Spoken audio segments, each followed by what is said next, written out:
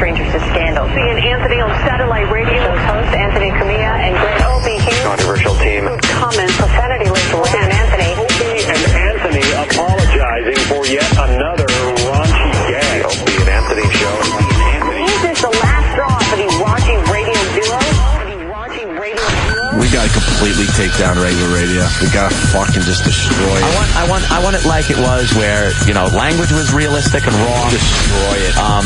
Sexual content is realistic, and just fucking people reacting with people is realistic. Sit the fuck back. I'm being a trumpeter. I got a catchy name. Shit Radio. All right, we hit a low here. We have contact. Oh my God, Jimmy's face is all over her pussy. Whoa, look at how small my butthole is.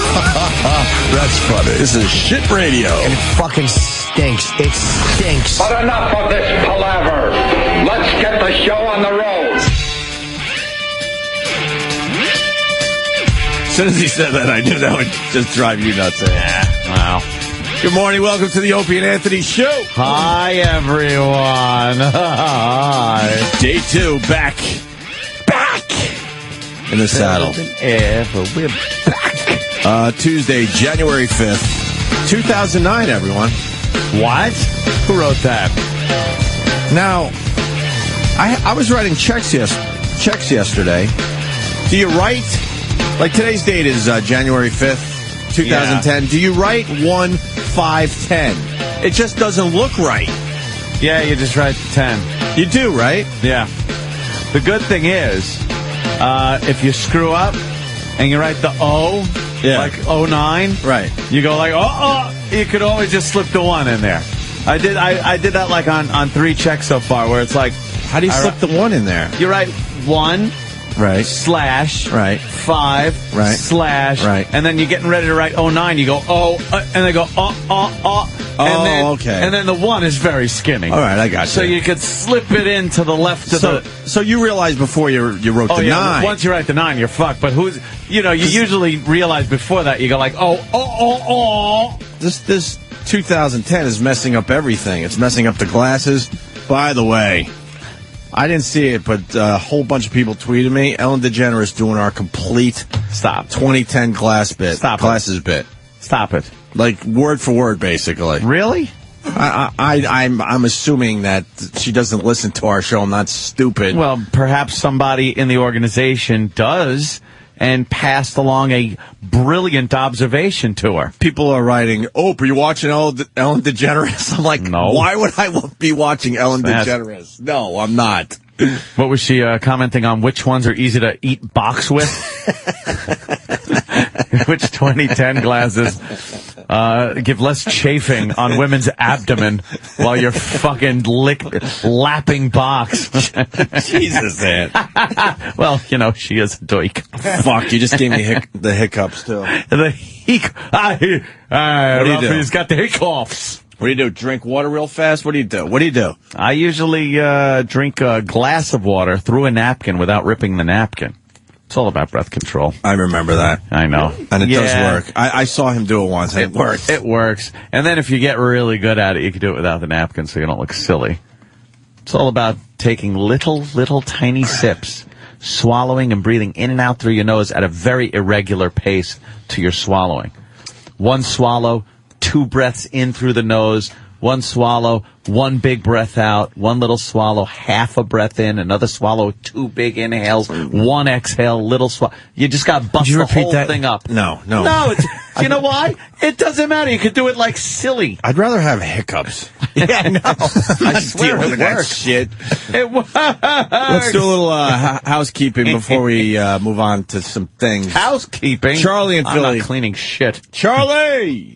What's up, Bubba Boy? Charlie. Hey, Charlie. They took my thumb, Charlie. Every time. Pope of Greenwich Village. Of course. I asked him to give it back, and I said no. Or Charlie. Yeah, right. Chip. It's fucking... Yeah, we just started the show, yet. Chip. How about you settle down for a few? Hey, is the Pope of Greenwich Village a good movie? I haven't seen Besides it in so that one long. line that we all remember from it. But was, it was Mickey Rourke's big... Bed Buggetti.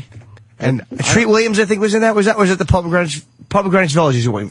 Yeah, I get it confused with another one. Treat Williams or no? Was that Mickey Rourke's big movie that put him on the scene?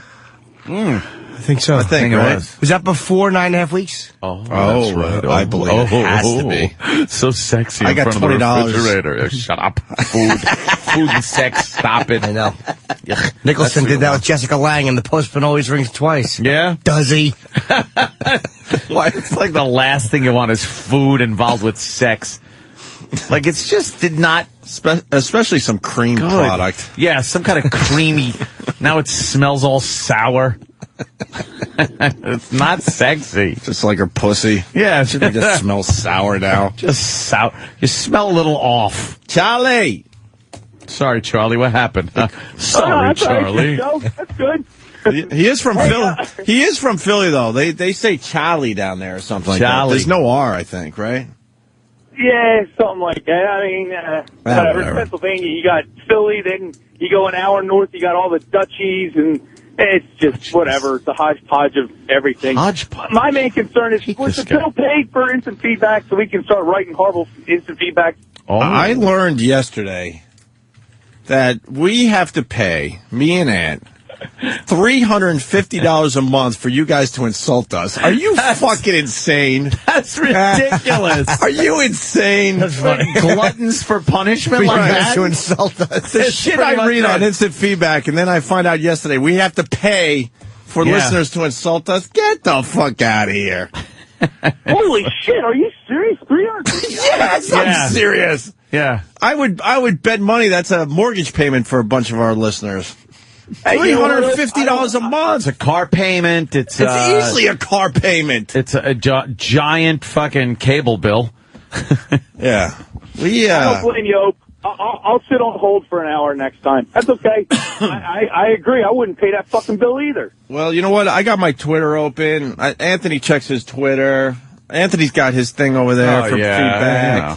We got to figure it out. But $350 a month. I don't know what the hell's going on because we. Well, let's just say this. I don't really know if we're making money anymore. Because all the stuff that like the company would take care of, they don't take care of anymore. Yeah, yeah. Instant feedback was something Ant and I invented. It made our show way better. Way I knew that better. was coming. Made the show way better as far as listeners interacting with the radio show. Yeah. It really was like a James Cameron thing. State of the art shit. Oh, state of the art. Well, you know, before that, all you had was the phone, which was pretty much impossible to get through on, especially at a music station where we were the big originally. wood phone that I finally broke. The big wooden phone, or the fax machine with the curled up paper that Right. would just fall on the floor, Yeah. the curly Q paper that you'd never read anyway.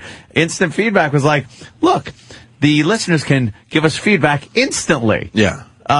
Let's call it instant feedback. Sure. And, now we pay in order to use it. I don't get that. I don't either. What The happened? company should be paying for instant feedback. What do these assholes down the hall do for us? Like this Day two. It's No. just day 2 back. Oh no, this is being nice to them, trust me. Oh, okay. This is just pleasantries. Pleasantries. This is pleasantries Wait, for the new year. Pleasantries start with those assholes down the hall. Oh, trust me, that I could say a lot worse. Oh, okay.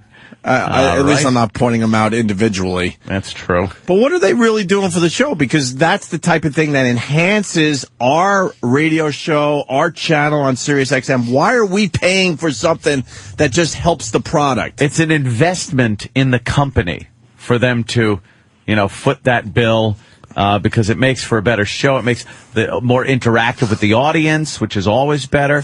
But apparently we have to pay for that. And everyone's scared shitless of us because that bill just started being slid in with Oh, my God. all the other bills that come just in. kind of slides in on, yeah. And I'm like, what is this? Like, it's some kind of internet things. And I'm like, I'm just signing away. I saw that too. I'm just signing away Ant and I's money every month. Oh, I like, yeah, did no that. problem. Dude, I signed one of those checks.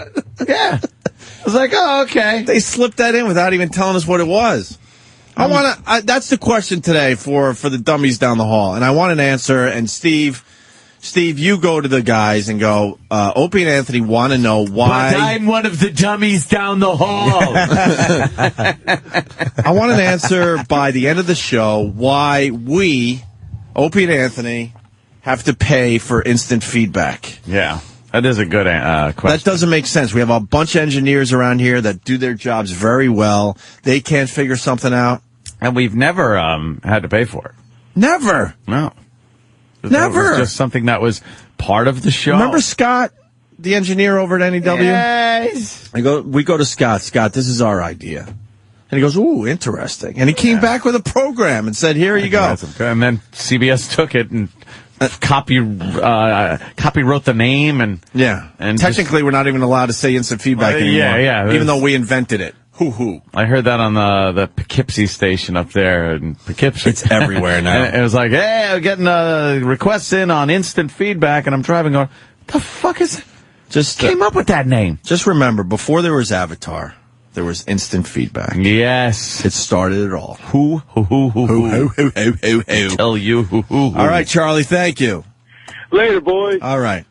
Yeah, but when I found out we have to pay $350 a month to have the listeners insult us every I know, day, insult us. What? That is too much. Too much fucking perspective. It's unbelievable. I mean, I'll allow them to insult us for free, but I'm certainly not going to pay for it every month. Hey, we fucking Psycho Bob. Sadistic. Hey, good morning, boys. Good morning, Psycho. Hey, I think we should have a telethon to save instant feedback. And if you can't get Jerry Lewis, I think it should be hosted by Ted Scheckler. Punching out. You couldn't punch out of that, No, sir. it was way too late. Crater. I smell the jet fuel. I smell the burning bodies. Don't drag Ted into that mess. No. Yes. Speaking of Avatar, I'm amazed. I'm the first person from the show to see the movie. I'm usually late to you? I'm late to the party usually with movies, with the big movies. Well, I don't go to the movies anymore. I will not be seen in a movie theater. Even you got to go to IMAX. No. You got to go to IMAX, get the giant glasses. To that 3D glasses. Do that at home. I wear my funny glasses at home. Can you do it at home? I was wondering about this Avatar when this thing comes out on DVD. What are they giving you? 3D copy. Will they? Yeah. And then you can watch it on your TV. Sure. It's as easy as that. Yep.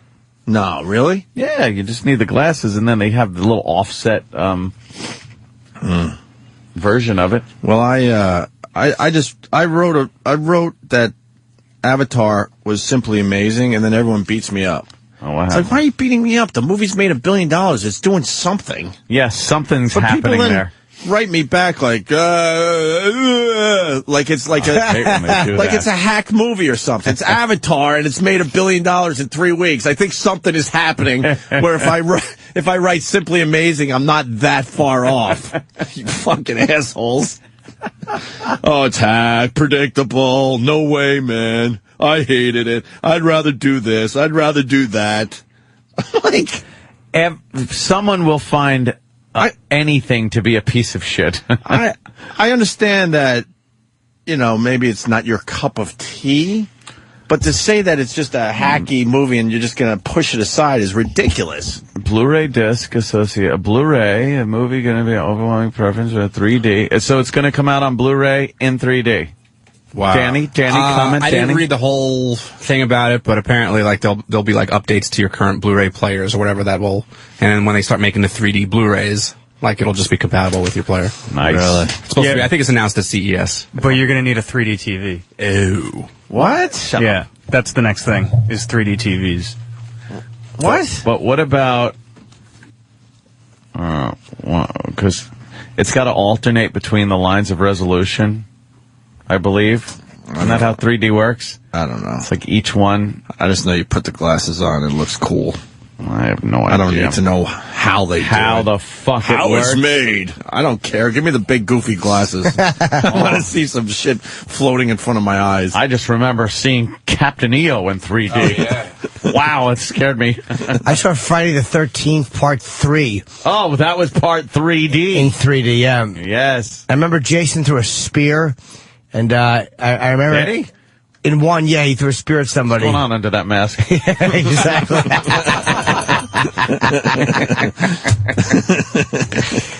And it was I don't remember my thought, but They were very obvious 3D effects that they would do, because Jaws 3D was the same thing.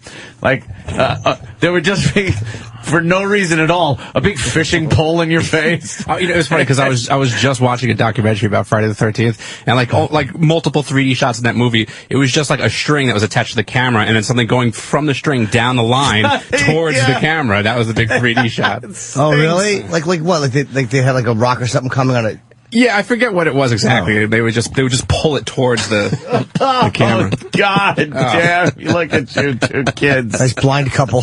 I know, that's what it looks like. Looks like we both had fucking cataract surgery. You look like you're running the Tangiers. Look at the fucking glasses. I took pictures of a bunch of people Blow in your the theater car up. with their big Avatar 3D glasses. So do you get to keep them after or no? Hell fucking no. Really? People were It's like throwing. Disney, yeah. You got to put them in a big bin when you're done, when you walk Yeah, and then out. some other person is probably wearing. Head lice and fucking conjunctivitis puts them on. They don't wash them after? Swine flu. Why would take? There's gonna be a glasses washer guy? No. But wait, you just got to take them out of a bin? They hand them to you. No one washes them. I'm positive. They used to have paper ones. Remember years ago they were Yeah, terrible. back in the old days, and then you'd walk around hassling Marty McFly, still wearing them. Yes, it was back in the 50s. No, it was they a don't wash simpler them. time. No, man. That was the red and green, or red and blue ones in the old days. Now they use like a polarizing kind of. Oh, yeah, they're giant. wings on them. Yeah, and They they're look- big. they look so ridiculous. That's because you need the peripheral more so than you used to. And say perif. Perif. I was going to say that. I didn't think anybody but you would get it, Jim. Oh, what's the matter? I'm sorry, I forgot to tooth in my pen. Cavity? I had no idea what you just said. I said, I figured I got a toothache. It's been like a dull throb. No, it's up in here, too. It might be, Oh, you poor boy. I don't know what it is. Maybe you got like a popcorn kernel stuck in there. I hope The not. worst thing ever. It's better than a popcorn captain. No, see, that's too funny for Chip. That actually isn't bad Exactly. for a hacky joke. Chip's very funny. Chip stinks. So, and I go Hey, to Chip. I go to the IMAX for this Avatar. I thought I had a seating for the 3:30 show because I bought my tickets like 2 days ago, and then realized it was a 3 o'clock show. Now, what didn't it say it on the ticket? Yeah, but I checked the ticket as I was going into the theater, and it's like 240, and I'm like, fuck. And So sure what, enough, like the line is literally out the theater. I get the second row in an IMAX theater. Oh, wow. So I'm ready to walk. Were you craning your neck? No, I was ready to walk, and I'm like, you know what? We'll just try it. If it sucks that bad, we'll just leave, and we'll just go, come back another day.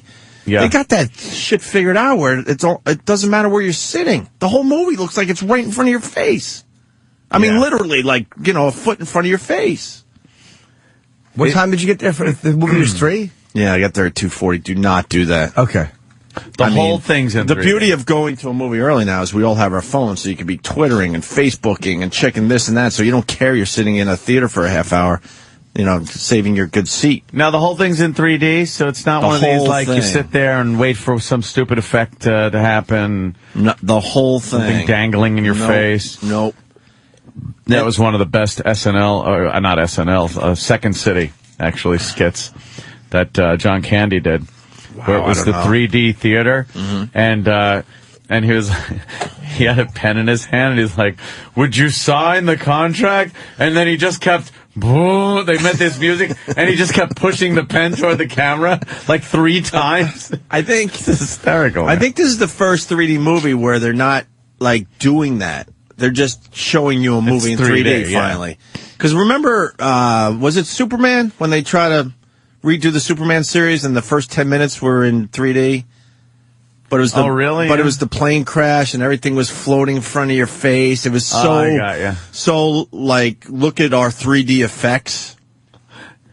I got to see that now on YouTube. It's Dr. Tongue's 3D House of Slave Chicks. God, how do you remember that? SCTV.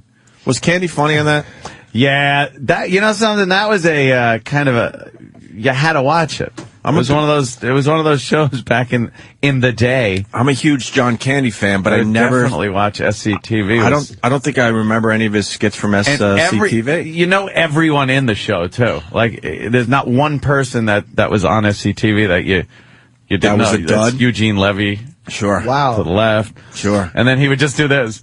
Look at these. It's like the 3D effect. They just rock back and forth toward the camera. You know what? I forgot. They used to put the dot on saying, now Yeah, put your glasses on now. Yeah. There was a dot that made you, In movies, because they would make you put the glasses on just for an effect, and then you take the fucking glasses back off. Right, I forgot about in the that. old day of 3D movies. Now, Can Avatar be shown at home, though, in 3D? Like, will they be able to pull that off with big TVs and glasses if you have it dark? Well, apparently, Travis says now we need 3D TV, so Travis knows everything. you know what? Well, unless they're going to do it with the red and blue glasses. Like, they still release movies like that, like the Polar Express and Coraline and all that. Those are in 3D. Look, what does Avatar look like when you take the glasses off? Well, it's a little slightly. Isn't it a double image? Yeah, it's slightly blurry. Just show the fucking double image. Burn the disc to a double image. And that's all it would And then do? look at it. And with the glasses, I assume it would work. But I think they're alternating. You need a special Blu-ray player for the double image thing, which they're making. Yeah, that's so what I you're mean. either going to have to buy a new Blu-ray player, or the PS3 has a software update. But I'm thinking a Blu-ray player, but then you don't need a new television. Yeah, you do, because the circuitry is different. No one's buying a new TV to watch article about this Avatar at yesterday. home. Who's buying a new TV Well, I'm just sure to watch they Avatar? can they show it without it being in 3D? Yeah, you can go to the theater and watch it without it being in 3D. Okay, so that, Oh, no, you know what? The movie without the 3D shit will look great. Yeah. A nice high-def copy of this at home would look great. It's like when you look at the trailer on TV. It's not, there you go. 3D. There you go. Right, exactly. It's what it's going to look like. I want to see it in 3 dimensions. And they're doing something with the 3D because I get the stupid motion sickness with that 3D flying shit. Oh, really? And I was fine, man.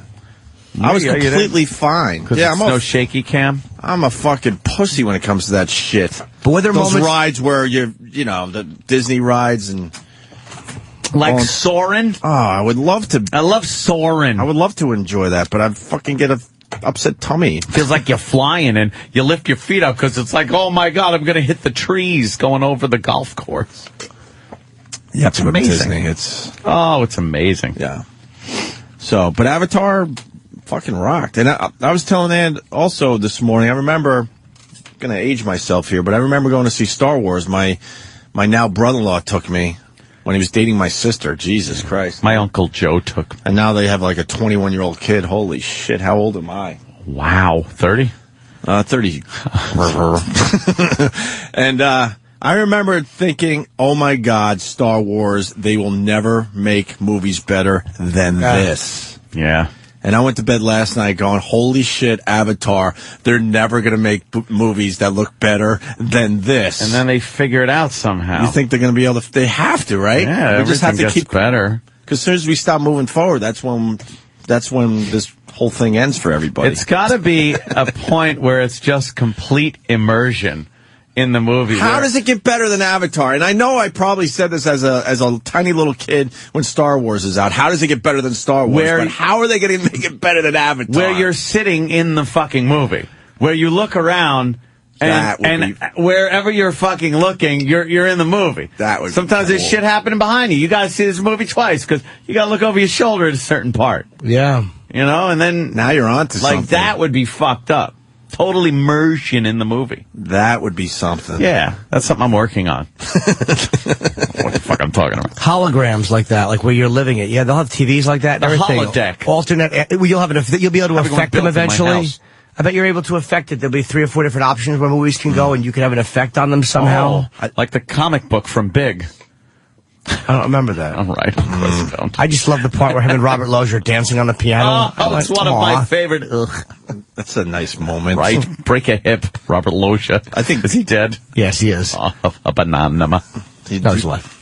I think James Cameron fucked it up for everybody. I don't know how these movie makers now go and make some kind of action movie without this technology. Well, that's good because Lucas fucked it all up with the Star Wars. He kind of, space movies were, 2001 looked pretty cool. They got away with it there. Mm-hmm. But then, after Star Wars, it was like, you can't just have George some wacky Lucas ship on a string. Yeah, George Lucas and his stupid models, the making of Star Wars. Well, what we did was we spent 20 years making these models. Yeah.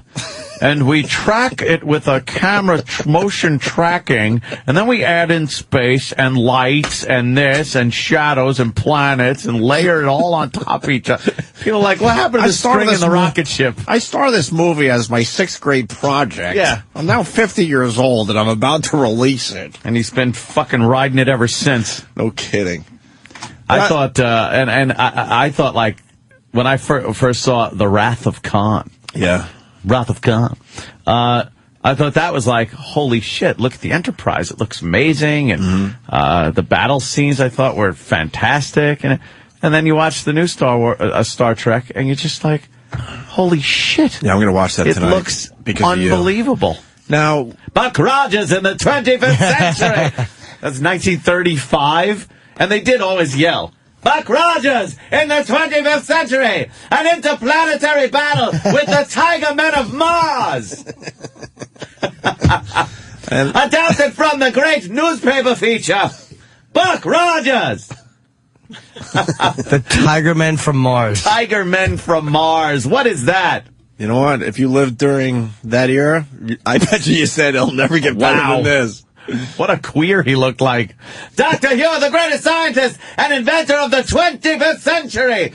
What the fuck is that? This is so bad. We're watching a little Buck Rogers in the 25th century. And he's got all kinds of gadgets. They're just in a room. Is that a chick? Yeah. She looks like America's sweetheart, Mary Pickford. You can't tell if they're chicks back then.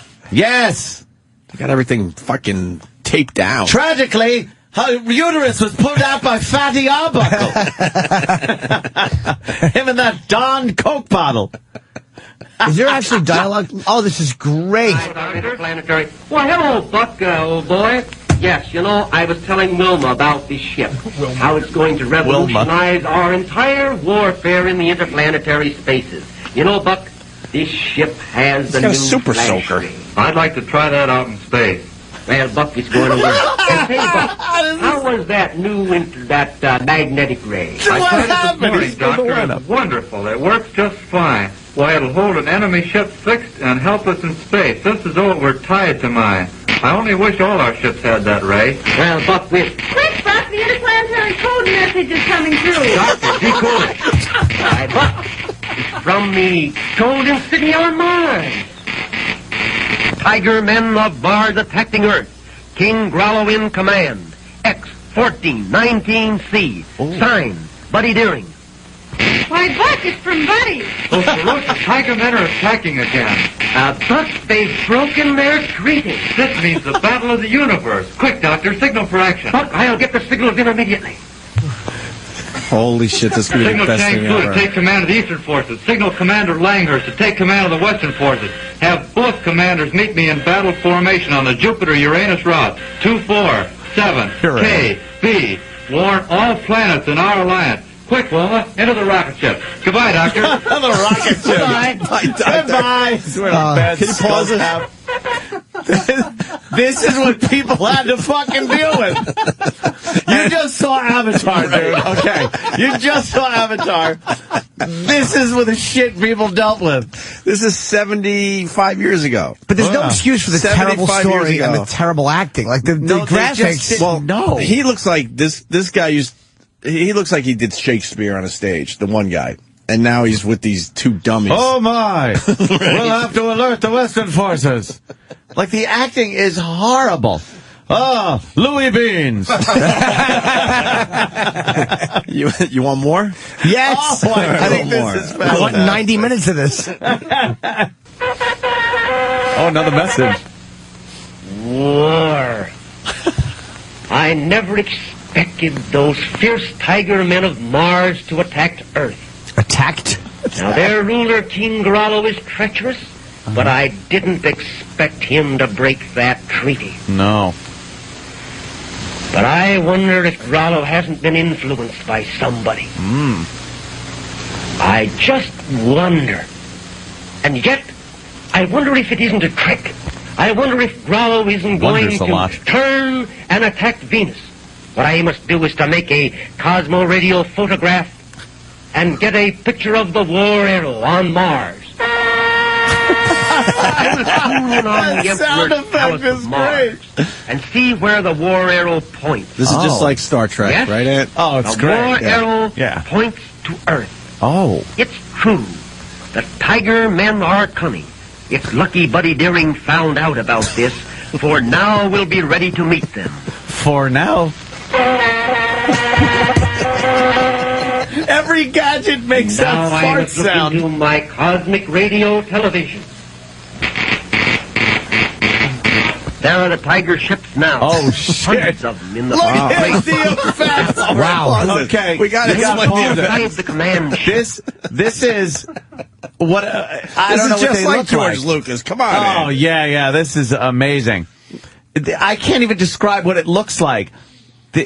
It's just a bunch of what look like Christmas ornaments flying into the camera. Yeah, what are they? They're like rocket ships, oldie time rocket ships with fins and points, and they're multi color, but it's black and white, and they're just flying toward the camera on strings. Do you understand this is a movie with 3 people in it? This is how bad this is.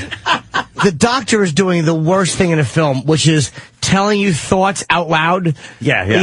Here's what I must do, as opposed to speaking to another actor. I'll just talk to myself randomly like an asshole, which nobody does. Well, I wonder.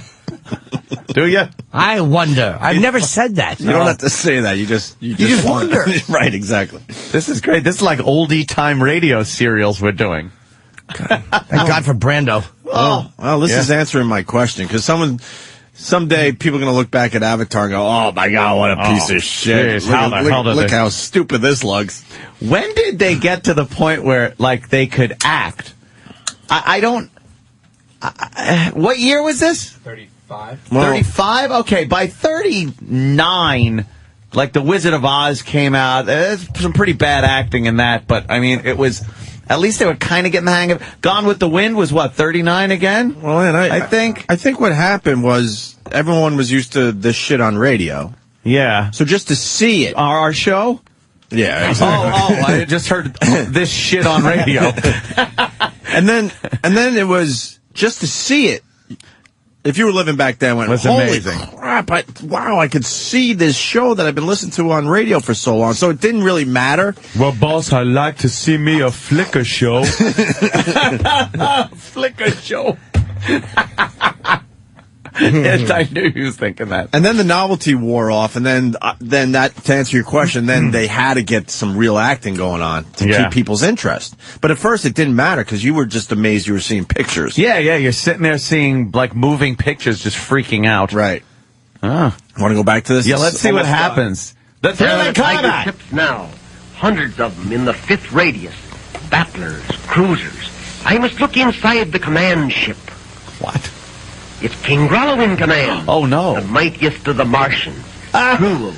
All right. Looks like a cast member from I'll Cats. penetrate this ship and see who's inside. It's Killer Kane and Ardela.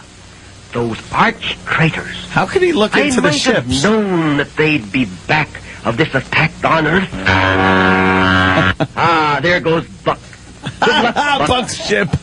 The Earth is a piece of battle fleet shit. right It really is behind awful. you. There's Langhurst. Powerful ships, those. Go after 'em, boys. Go after 'em. Go get him. Oh, he's Tiger ships farting are again. lining up now. Why is he Here come explaining the it? Earth ships. This is the battle Why, there's scene? something wrong Can't here. even tell. Where's Buck? Buck Where's isn't in Buck? command. I just Oh, want to no. hear. I want to hear I Buck don't talk again. understand. Come on, Buck, talk. Killer Kane is after Buck. Another trick Okay. of Killer Kane. The ship. there. Hold on. The ship. They were having some kind of a dogfight in space, but it looked like both of the ship's strings got tangled, and they were just spinning around each other. And then one of them blew up with a firecracker. I guess it was too expensive to have a take two. Yeah. Why bother? Yeah. Well, the director, did you see the beginning? The director was One Take McGillicuddy. That is his name? What a coincidence. The guy's tripping over lines. They're attacking. Good enough for a space commander. Unbelievable. We aren't using the flash rays. This is terrible. It certainly is. Paralysis ray, Buck. You've got to get above him, Buck. you've got to get above him. Buck, you've got to get in position for that magnetic ray.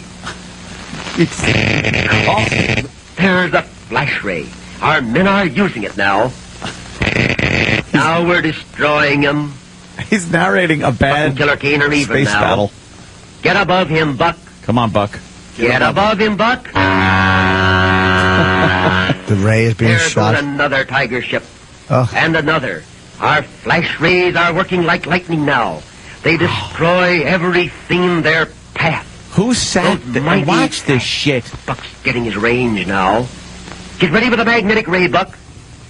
Get ready with the magnetic ray. What's this? The Tiger ships are lining up for new battle. Here they come. Why, they're retreating. They're going back to Mars. But they couldn't stand the flash ray. Yeah, I can't either. That sound. But whenever you hear some old fuck talk about it only cost a nickel to go to the movies, this is why. Because it sucked a dick. Why don't they show Buck and that fucking hose bag in the ship doing something? Because they're horrible actors. That's why. You know why? Because this was like what people came to the movie to see. The fantastic special effects of ships on strings. See, they back then they were doing, like you said, radio acting on television because people didn't know how to act on TV because they didn't know yet. movies. Yeah, to convey you have a visual medium. So you don't need this fucking doctor narrating every thing you're watching. But they didn't know that, I guess. It does explain why Brando just wanted to cut all their throats. Oh, yeah. Yeah, he kind of made the break from that stupid acting. All right, let's What's going to happen? We have to know. All right, sure. Yeah, we got one more minute left Yeah, in it's this just scene. a minute. I want to hear Buck Rogers talking. Oh, I please, know. God. Come on. Magnetic ray now, Buck. Quick with that ray. Oh. Now's your time, Buck. Why don't you use it? Buck, your asshole. Oh, Buck. Quick. Buck, got him. Buck, banana, The battle's banana. over. What? Bring Kane to Earth, Buck. Oh, he's got Now an I'll attractor tune into beam. Buck's rocket ship. Oh, here we go. Oh, there's Buck. Buck wasn't at a battle. Captain Buck Rogers calling Earth. Captain Buck Rogers calling Earth. The Tiger men are defeated. They are in full rout and are turned back to Mars. Have captured Killer Kane and Ardela. Have them in the grip of the magnetic ray and are bringing them to Earth. XC 497R. Captain Buck Rogers signing off now. Captain Buck Rogers signing off. Holy shit. The end. That's it. You don't have to say the end. What That kid was the liked end Buck music. Rogers? How did a kid like Buck Rogers? Well, They sat and watched that and ate it up. it was a different time. People only lived to 32 years old. That's it. You'd go there if you had the typhus. Right. You would watch that and just be thrilled because you have the typhus. Buck, you're Have the standing there vapors. with the same cadence as Jim Neighbors, Buck. Yes. Let's say hi. Buck Rogers calling Earth. R265B9. He would just blurt out some fucking numbers. Let's say hi to Jeremy in Cleveland. Jeremy.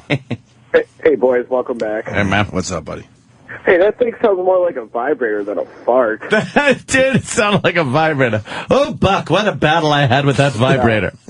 She actually put her she put the back of her hand to her forehead when she said that too. Oh, Buck, what a battle.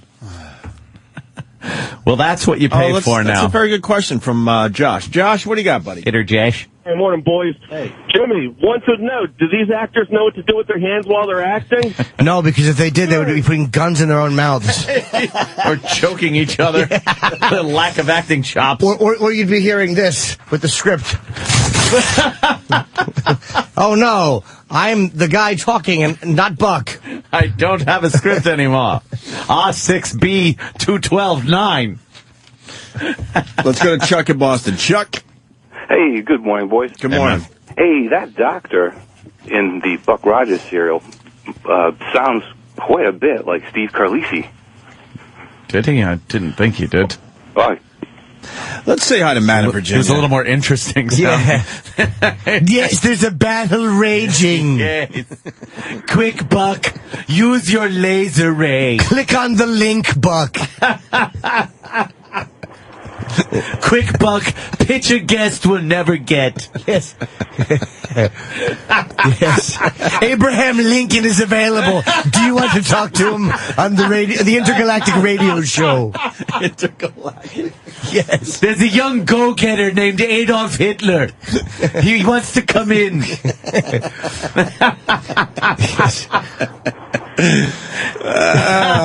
That's great, Carlisi. Would you like to talk to President Roosevelt? Yeah, he's available. And I hear he's not doing any radio, though. But that's all there is. Yes. We can get 2 of the Tiger Men from Mars. Although they're not in the film, they're willing to come in and talk about being Tiger Men. Right. They're willing to come in actual makeup. We can't get Buck or the girl, but we can get her hat and 2 of the Tiger Men. We can't get Wilma. Stupid Wilma. Wilma. Like, fucking, it's the 25th century. No one will be called Wilma. I hope she ended up as a prostitute on Hollywood Boulevard, that Wilma. Dare to dream. Right. They all look like Miss Crabtree from the Little Rascals back then. At the end, the best is Buck is giving his really, his just riveting speech at the end. This dumb broad is just standing there staring vacantly at the camera. It's great. Can we get another episode, but I just want Buck Rogers. Yeah, I just want to hear Buck Rogers lines. If maybe we can work on that down the hall. Just Buck. Let's say hi to Matt in Virginia. Matt. Hey, guys. Hey. Hey, Matt. Bringing everything back to the 3D movie and TV thing. DirecTV is going to be launching 50 3D channels by the end of 2010, and ESPN is going to be the first network, and they're supposed to come out with it in about the June time frame. But Travis says we need new televisions. Yes, Sony and Samsung already make 3D ready TVs. You're going to have to wear those stupid glasses, and there's going to be a AAA or a watch battery input to go ahead and power the things to go ahead and... Give me a watch. Different wave frequencies. Hey, you know what? This is pretty cool. We got to start somewhere. Yeah. I'll fucking buy a 3D TV, no problem. I will too, just to leave lounging around in. All right, doctor. Oh, no. And ESPN is launching one of the first networks in 3D, huh? In June. Yeah, it's supposed to be the cool. World Cup coverage. Yeah. All right. That's great. So we can watch soccer hooligans Watch coming out. at us in 3D. Yeah, who gives a shit about soccer? Oh, the whole world. The whole world except us. Except us. They might be onto something. I That's don't all know. that matters is us. People always trying to talk me into the soccer thing. No, it doesn't work. No. It doesn't work. Why don't we take our first break, Ant? Okay, we're taking our first break. We'll be signing off for a little while, but don't go anywhere. The Opie and Anthony Show will be right back. G385629857.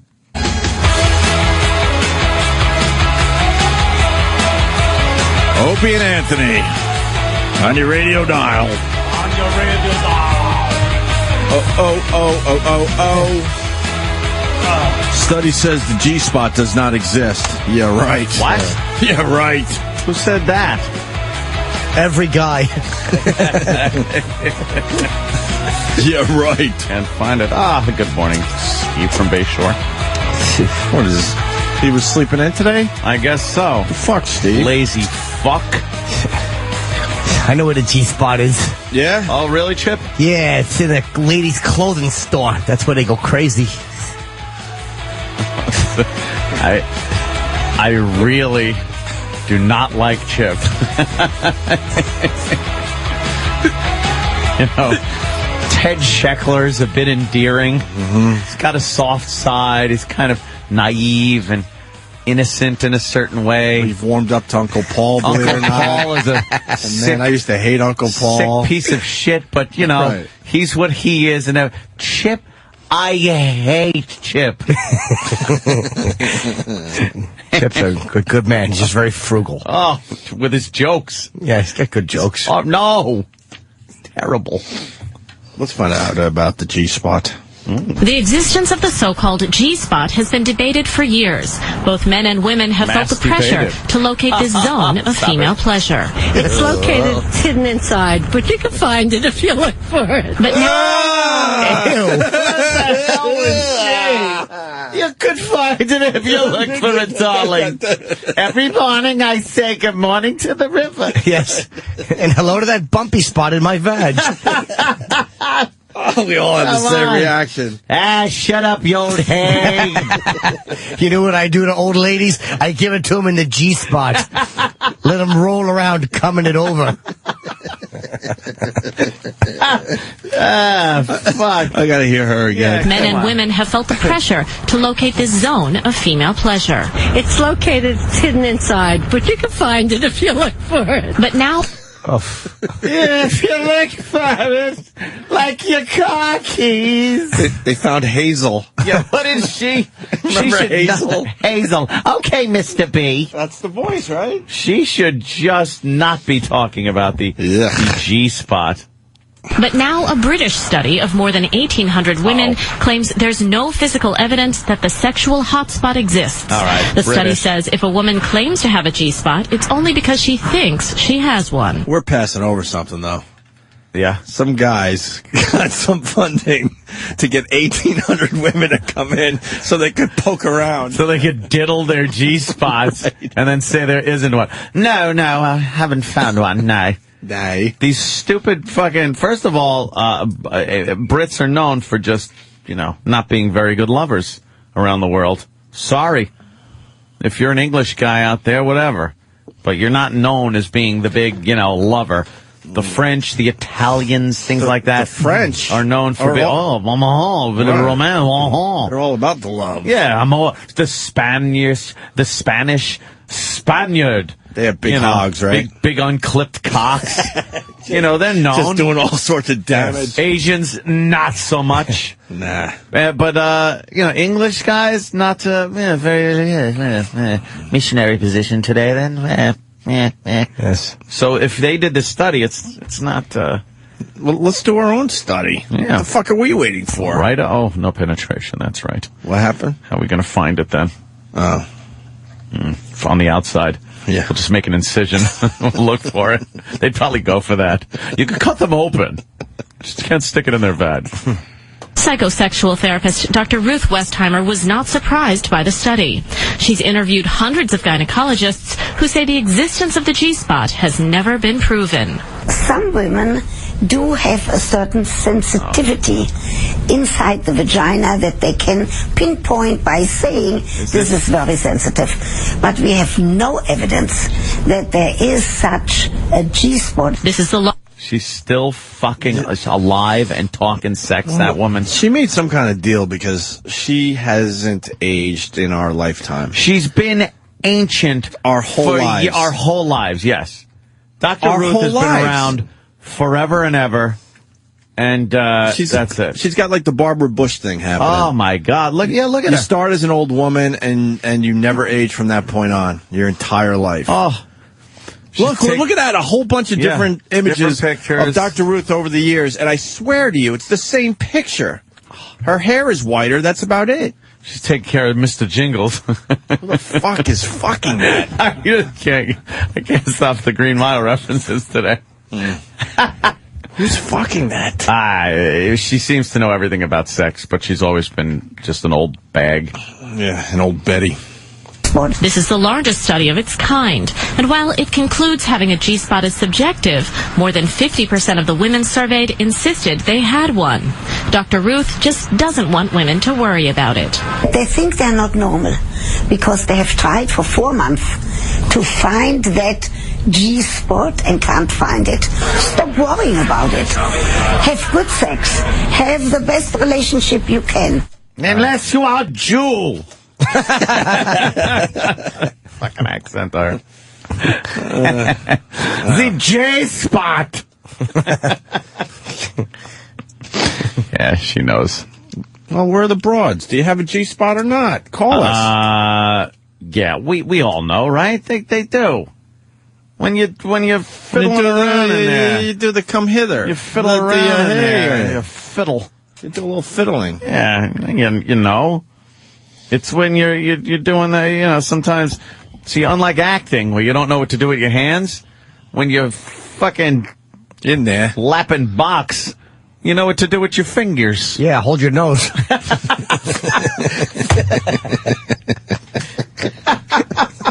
Is there anything worse than a smelly box? Oh, my God.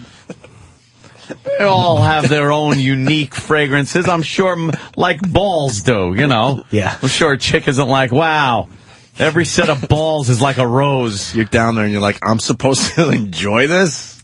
Well, yeah. No, when it's a smelly one. Holy crap. But it's, And where's the joy in this right now? One girl told me my balls smell like a ham and Munster on wheat. That was left out in the sun.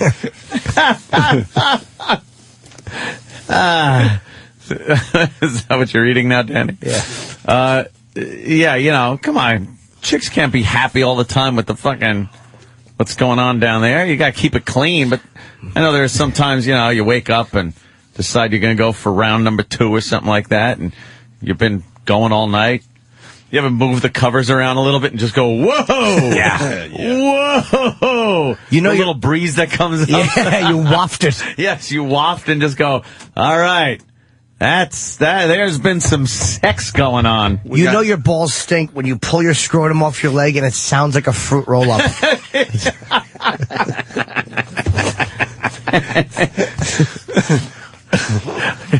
Or you get slight discoloration on your undies. What the fuck? In the crease of between your nutsack and thigh. You ever punish yourself? Take your index finger and go right. Oh yeah, right across that crease. Punish yourself. What? And give it a good whiff. Oh yeah, Jimmy knows. Yeah, it's not punishment. You got if to it's punish yourself. Your own. Yeah, but if I'm fucking, it's a mix. You take the index finger. That's what I'm talking about. I don't like that. And you just rub the crease from bottom all the way up, and then you take a whiff. Good deep sniff. Yeah. Want to have E-Rock sniff our balls? I'd love to. Everyone go for the crease. Yeah. I have fuck balls. Do you? Let's do this. No one shower tomorrow, and then E-Rock has to tell us which ball bag Who's got the most smells the pungent, worst. Oh, that's pungent ball bag. And all he has to do is smell our index finger. That's it. Yeah, we'll give it a good rub-a-dub-dub. That's the best idea ever. We won't go full homo on this one. I'm gonna fucking just jack it and let the jizz pool up in between my thigh and ball bag.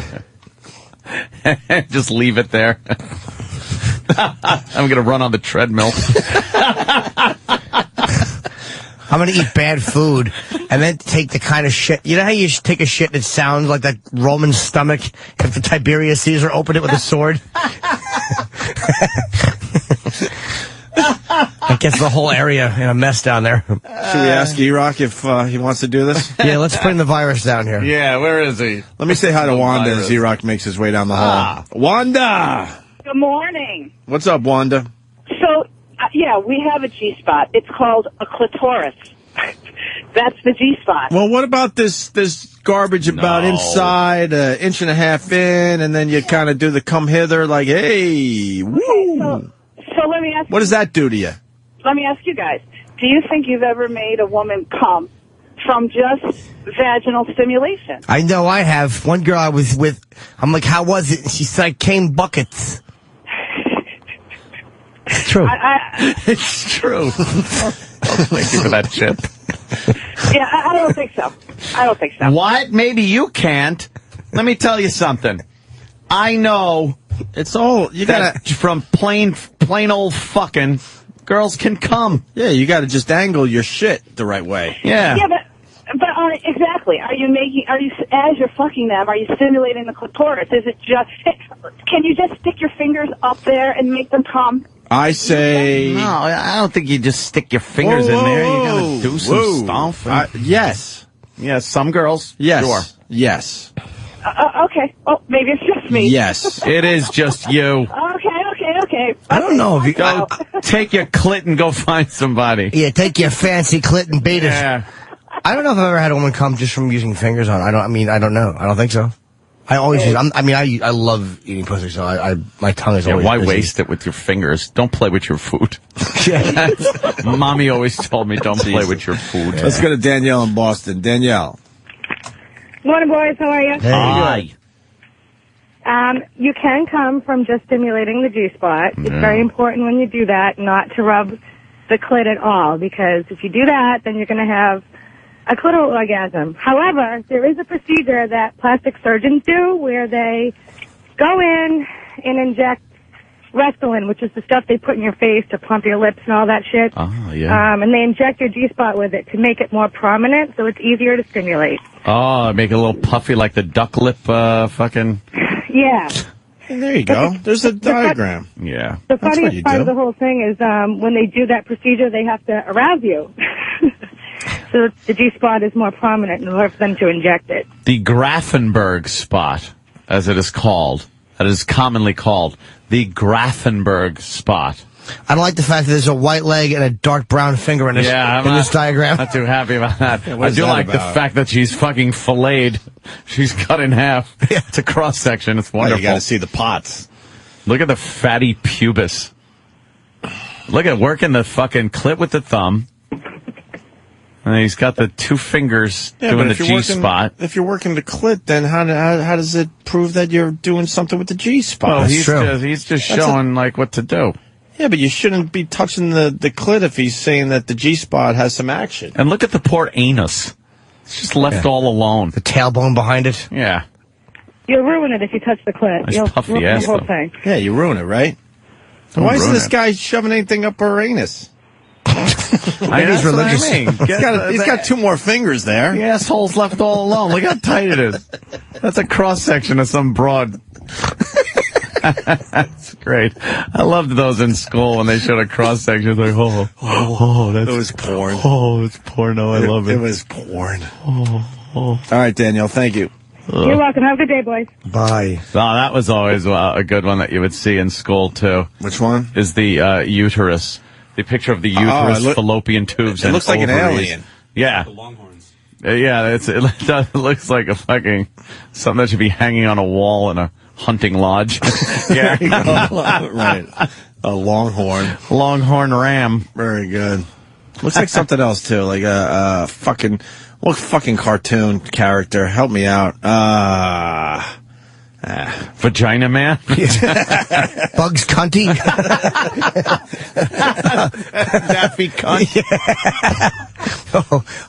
Let's see. We'll get more. Ron and Bayonne. Michael Pussy. Jesus. Yosemite Clam. Steve from Bayshore. Pepe Le Pew.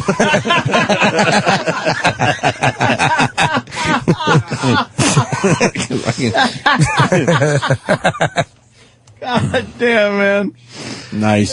Steve, you're very Let's say hi to Ron and Bayonne. Ron. Bayonne. What's happening, guys? Good morning. Good morning, Ron. Hey, I've actually been listening to you guys for quite some time, first-time caller, and this is quite a touchy subject for me. I like that one. Chip liked your joke. And I've actually been getting into a couple of these videos. There's actually one where you can stimulate the G-spot and make any woman, every woman, ejaculate from stimulating that G-spot. Like you said, like the inch or two, like a knuckle or two in, then upward, and you just rub it. Or you could get even violent if you want with it and make that bitch come like crazy. Where's this video? I believe it's called YouJizz.com. Uchiz? Ujiz? Yeah. How do you spell that? YouJizz. YOUJIZZ. Oh, you jizz. Oh, okay. Yeah. Come on. It's one of those porn sites you can type in the search bar when you get to the site, how to make a female orgasm or something. Should be the first thing that comes up. The guy explains on how to make any woman just come like a crazy animal. Oh, yeah? All right, cool. We're going to check it out. Thank you, Ron. Hey, you got it, man. Let's say hi to Pyrus in Louisiana. Pyrus. Hey! Hey. Hey, I always thought that the uterus picture looked a little like the Bullwinkle moose. It kind of does. Very good. Alex in Boston, going back to the E-Rock bit, he has something on that. Watch me pull a rabbit out of my snatch. Don't know my own stink. Alex? Yeah. What do you got? Tomorrow, when E-Rock smells your balls, he has to describe each of them like a fine wine. Yes, and I want his eyes closed and his nose up in the air. Yes. Nutty, earthy tones. Yes. All that good stuff. Take care, guys. That's not a bad idea. And we make him smell it again if he doesn't do it right. You got to really rub. Oh yeah, right on that. Get a good rub. Kind of right on that crease. Make him smell it. Base of the ball bag. Terrible. He's going to be smelling man balls. Base of the ball bag. Why didn't E-Rock come down here? I don't know. I won't be here tomorrow.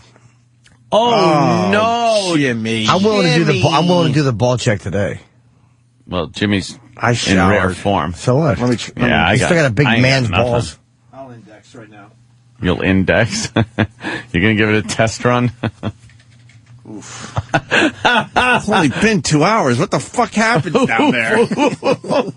Get him down here. Oof, ain't good. Dan? What happens in 2 hours? I showered. How are your balls? What the fuck? I don't know, I just farted.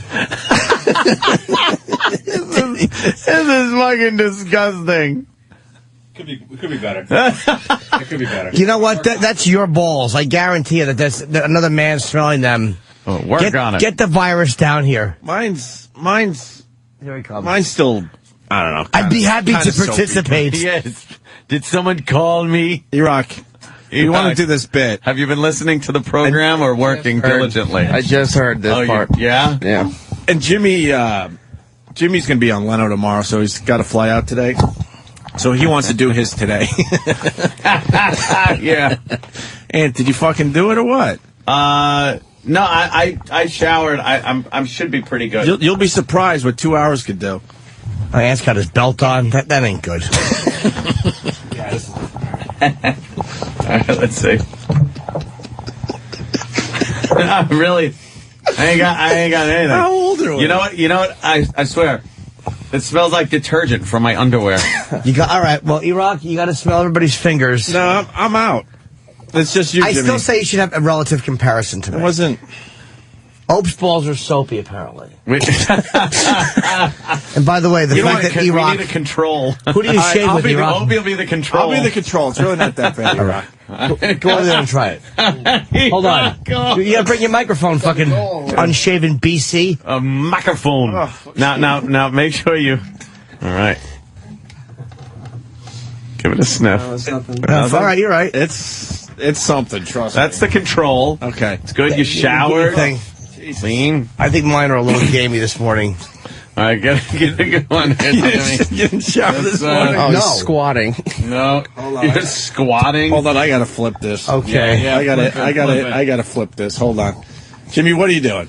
I have fuck balls, so I'm scraping my balls for young Eric to enjoy. It's early in the morning. I've yet to shower. Get a good one. What does it smell like? You right? I don't know. That's not that bad, actually. Really? God damn it. How could you have fuck balls? I'm very hygienic. Yeah, but you didn't wash your balls, did you? That was extremely disappointing. Yeah, it was. Beat it, queer. Yeah. I was hoping for an E-Rock. Yeah. I was too, but I was secretly glad he didn't, because I don't need people on YouTube seeing my balls make a guy vomit. Then what girls will gently suckle them while going... Exactly. All right. Unfortunately. Oh, I know how we could do it. The best contest, rubbing the ass cracks. That's rough. Come on, guys. I cleaned up... E-Rock, would you smell our ass cracks? No. That wasn't even a convincing no. No, all right. No. All right, well. If you need a volunteer... Yes. Steve runs in with a tent in his trousers. I hear there's a contest. I'd like to be a part of it. Wow. We lost all the girls that wanted to talk about their G-spots. Their G-spots because we had to go there. I would say there is, but although thinking about fucking now, a lot of times you do slam kind of the get that pubis slamming together. But you never sometimes you get some. You never just did two fingers and had a girl. No, yeah. Well, you know something, I don't like just working. Honestly, with it's two a lot fingers. of work, but it's. I don't like just working the two fingers because there's another thing there. It can be done. It can be done. Why go half throttle when you could get your mouth involved? You know, or get your other hand involved where you're just going like, and then when you're having some of that fucking, you slam the you're slamming your pubises together. Oh boy, and then you give her that clitoral stimulation that way. Oh, we're watching How to Make a Girl Come. It's probably a squirt. I bet she squirts like a fucking maniac. This chick, right? Okay, I'm not doing anything fancy inside the woman's vagina. I'm just going. Sounds like a serial killer. Okay. Yeah. Oh boy.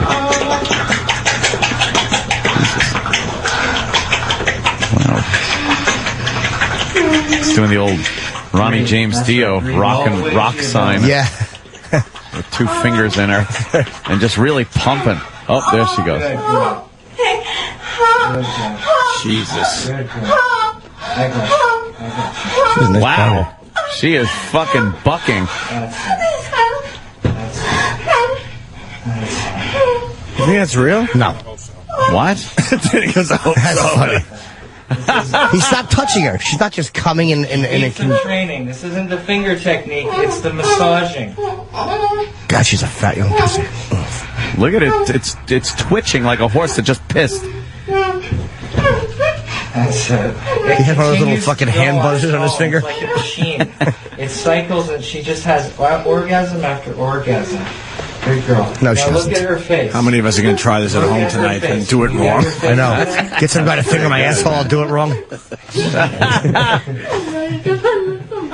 Wow, she's twitching like crazy.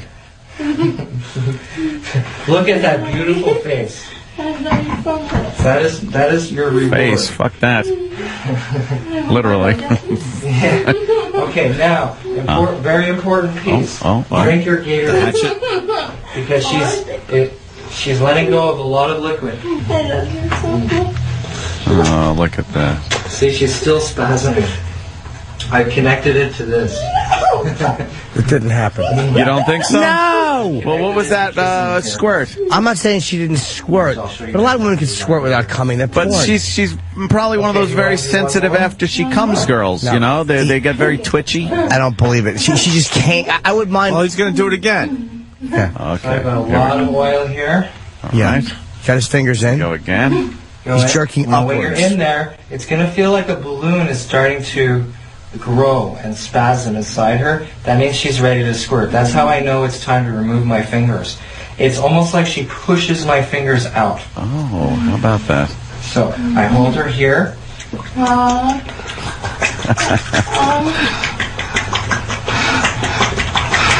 Good girl.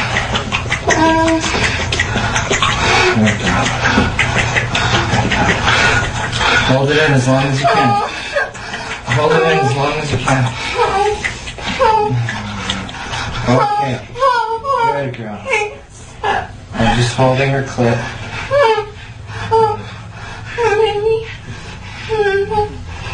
Good girl. Jeez. There was better acting in the fucking Buck Rogers movie. What's wrong with you guys? He's getting mad. Why? Jimmy? She's very sexy, but she's not just coming convulsively after he moves his hand. And no one's touching her pussy and she's writhing around. You don't think so? No, I don't. What would you do if you had someone jerking you off and you're about to come and they move their hand? Would you roll around in spasmic pleasure? Punch them. Exactly. Finish. And she has hair like fucking... like Adrienne Barbeau in the fucking Black Lagoon movie. Ladies and gentlemen, the world's first satisfied woman. Hold on a minute. We got Z-Man who said he knows the video that we just watched. Cool. And he's done this at home, and it worked. Yeah. Let's go to Z-Man in Michigan. Z-Man. Hey, guys. What's happening? Hi, Z-Man. What up, Z? Actually, it's supposed to be G-Man, but cell phones suck. Okay, G-Man. Hey, simple thing here. The video, I think, like Jimmy was saying, maybe she's elaborating a little bit. It seems to be a little extreme, but I did try it. I found out, unfortunately, that all that pre-massage shit to make them relax and all that, unfortunately, that's pretty important to make this thing work. Now, did your asshole hurt afterwards? Oh, yeah, a little bit, a little bit. Just got to keep it down to a couple fingers. But, yeah. But no, I'm not saying a girl can't come that way, but the way he moved his hand and she's just, coming in pleasure while the man stands there, it's just a bunch of bunk. Yeah, I think Jimmy's a little jealous. Tried moving around a few different ways, and the up and down works a hell of a lot better than the in and out, but he's right. You'll feel it start to swell up in there, but the one thing he didn't really say is when she feels like she's getting ready to go, she has to push, almost like she's trying to take a piss, and I don't know if there's something else that he didn't mention, but they have to empty their bladder first, because they get too conscious of pissing all over the bed if they feel like they got to pee, so... That's two things, but anyway, I never got it to happen 25 times in a row like he did, but I did get it to happen twice in a row, and I'd been with the same girl for 10 years. Never had it happen before, tried it, and she shot about 3.5 feet. I was pretty impressed with it. Too amazing. Yeah, I'm not saying you can't squirt cum. I used to date a squirter, and I would eat her pussy, and it's very rare, a true squirter, but as she squirted, no fingers inside of her. Just me licking her clit, and it would just be like... on my chin, and literally she would leave on the bed. Yeah, like a trail. No. But dude, honest to God, I'm not exaggerating when I tell you, she would just come over and over, and she was embarrassed about it at first, but there would literally be a manhole-sized stain on the fucking bed. I'm not exaggerating when I tell you. It was the circumference of a manhole, and it was when I lived with my parents, and it was the bed my grandmother used to sleep in. I swear to God. Oh, nice. All right. Oh, shit. But she would come, I would lick her clit, and I would feel it squirting like... on grandma's bed? On my chin. Please tell me your mom had to, do the laundry and clean up the fucking manholes. We would put towels down. When I would eat her pussy, we would put towels down. Oh, yeah. And it was very, very sexy. Towels, though. Yeah, someone's got to clean those towels. Yeah. Oh, man. On that note, have a good day, boys. Take care. All right, I loved eating her pussy. Yeah. Fuck, man. And just having her... It was the whole bottom of my face, my neck would be warm and soaked. It wasn't piss, absolutely not piss. Yeah. So yeah, squirting is possible. Was it viscous, a little? No. It was like a clear liquid, but there was no gross taste to it, no gross texture or feel to it. It was very sexy. Where does it come from? I don't know. I know pretty much a lot of all the workings down there. I don't know where that would come from. I don't know, but every time she did it, she would just squeeze this little weird cool flower on her lapel. Speaking of flower, you remember when Flower Tucci, I think was her name, she was in studio, and she squirted in Big A's face. Oh, sure. Fantastic. And some of that actually got on my shirt, and I just had to make sure, and it definitely... Did you lick it? Like Jimmy, it was not piss. No, it's not piss. Actually smelled kind of good. Let's say hi to Nick in Jersey. Nick? Hey, guys, I don't know if this is my generation or not, but in college, we all powder our balls before we go out and stuff like that to keep them fresh. Like baby powder. It could backfire, though. You could get some cakeage. Dude, I did that one time when I used to drink. I was 16, and this girl down the street used to suck my penis all the time.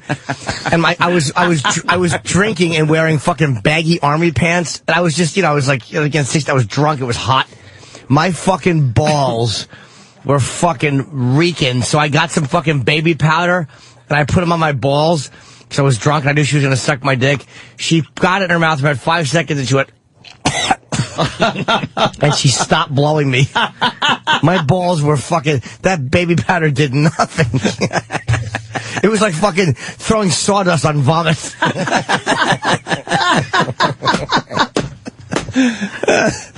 All right, sir. Thank you. Let's go to Josh, the trucker. Josh. What's going on, fellas? Hey, man. Hey, through my little experiences, I found a lot of times you can't hit a woman's G-spot.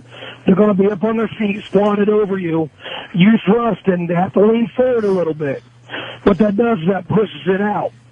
A lot of times that pressure, like the guy showed his hand on top of the pussy, pushing down, that puts that G-spot more prominent for the two fingers. Yeah, everyone's and an expert. You can't jab that son of a bitch. Everybody's an expert. See, here's what you got to do. You guys don't know what you're talking about. Really? You take your pointer finger. Yeah. And you jam it in and out of a hole, and you just go, come, make a lake for me. Make it come buckets. Go ahead, sir. It's your show. You talk.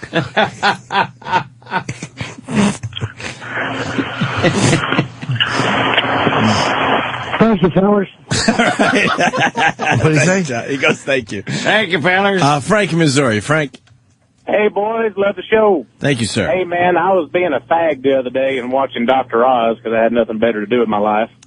And he was talking about the G-spot in a woman and such, and he was showing a cross-section diagram, and he was saying that the woman has what is the same as a prostate gland, which is moved back, and that is where this fluid comes from when they are squirters. Has the same as a prostate gland. Where is it? What is it called? Well, he had some big long-ass name, and I ain't smart enough to repeat it. But it's moved. I'm it's not moved doubting more, that, sir. Well, yeah, you know, whatever. I'm not ashamed of it. It's moved a little back or forward or whatever, but he said that's what it's the same thing. That's where the fluid come from when a woman squirts. You know what? And also, Jimmy, Yes, sir. we were talking about the woman coming. My ex-wife, sex was just whatever up until our second child was born, and then one night we were having sex, and she was on top, and all of a sudden she broke loose, and I thought the bitch pissed on me. You know, I got mad at her, and she kind of got nervous, went to her doctor, and they said, no, you know, this is not very common, but it does happen. Enjoy it. Doctor? But she got to her gynecologist. And she got to the point, Jimmy, I could be licking her or fucking her, and she'd come over and over and over, but then she could get up and go to the toilet and sit on the commode to drain out, and she would sit there and fucking come on the toilet. It'd be anything I ever seen. She wasn't taking a dump. She would come, and all these big brown cums would come out. It's pretty impressive. It was amazing.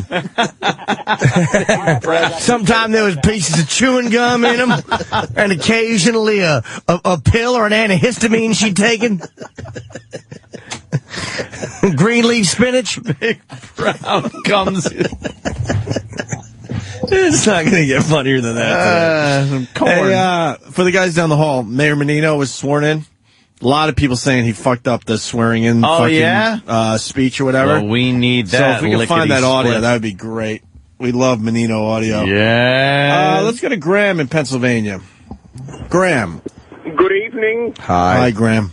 Hey, I read something in a magazine about the G-spot. They said that there's also another spot, like 2/3 up the vaginal canal called the A-spot. And they said if you hit that, it can give a chick multiple orgasms. Oh, yeah? Yeah. Where do you live? The end spot? Huh? I hear you. Never mind, sir. All right, punch it out. Let's go to Jimmy James. First phone call from Jimmy James in the new year. What's up, JJ? Happy New Year, fellas. Hey, All right. when he's in that video, when he's finger popping the girl, it sounds like one of those old crank cars in an old Warner Brothers cartoon. Yeah, the car that goes like... It's clitty clitty bang bang. Punch it out. Fuck. All right, we'll take more of your phone calls after the break. Hopefully we'll have the Menino audio after the break if we can find it online. Yes. Before we went on a 2-week hiatus, we did that homeless thing. And a couple things, by the way. Mustard's version of Creep is being played on Alt Nation now on Sirius XM. Are you shitting me? Getting a few spins here and there. It's nice. Yeah, that's pretty cool. And Mustard also kissed Bobo. Remember that? Who could forget? I did. You forgot? Yeah. I don't blame you. Well, Sam went backstage. Oh, he did. And talked to Bobo and Mustard about their man-on-man kiss there. And now, backstage with O&A, here is Primetime Sam Roberts. I'm Primetime Sam Roberts. When we last left Opie and Anthony All-Stars, Bobo and Homeless Mustard, they were passionately making out as part of the O&A Homeless Talent Show. We stayed after and caught up with returning star intern David to get his take on what went down. David, we just completed the Homeless Talent Show. One of the big announcements was your massive return to the Opie and Anthony Show.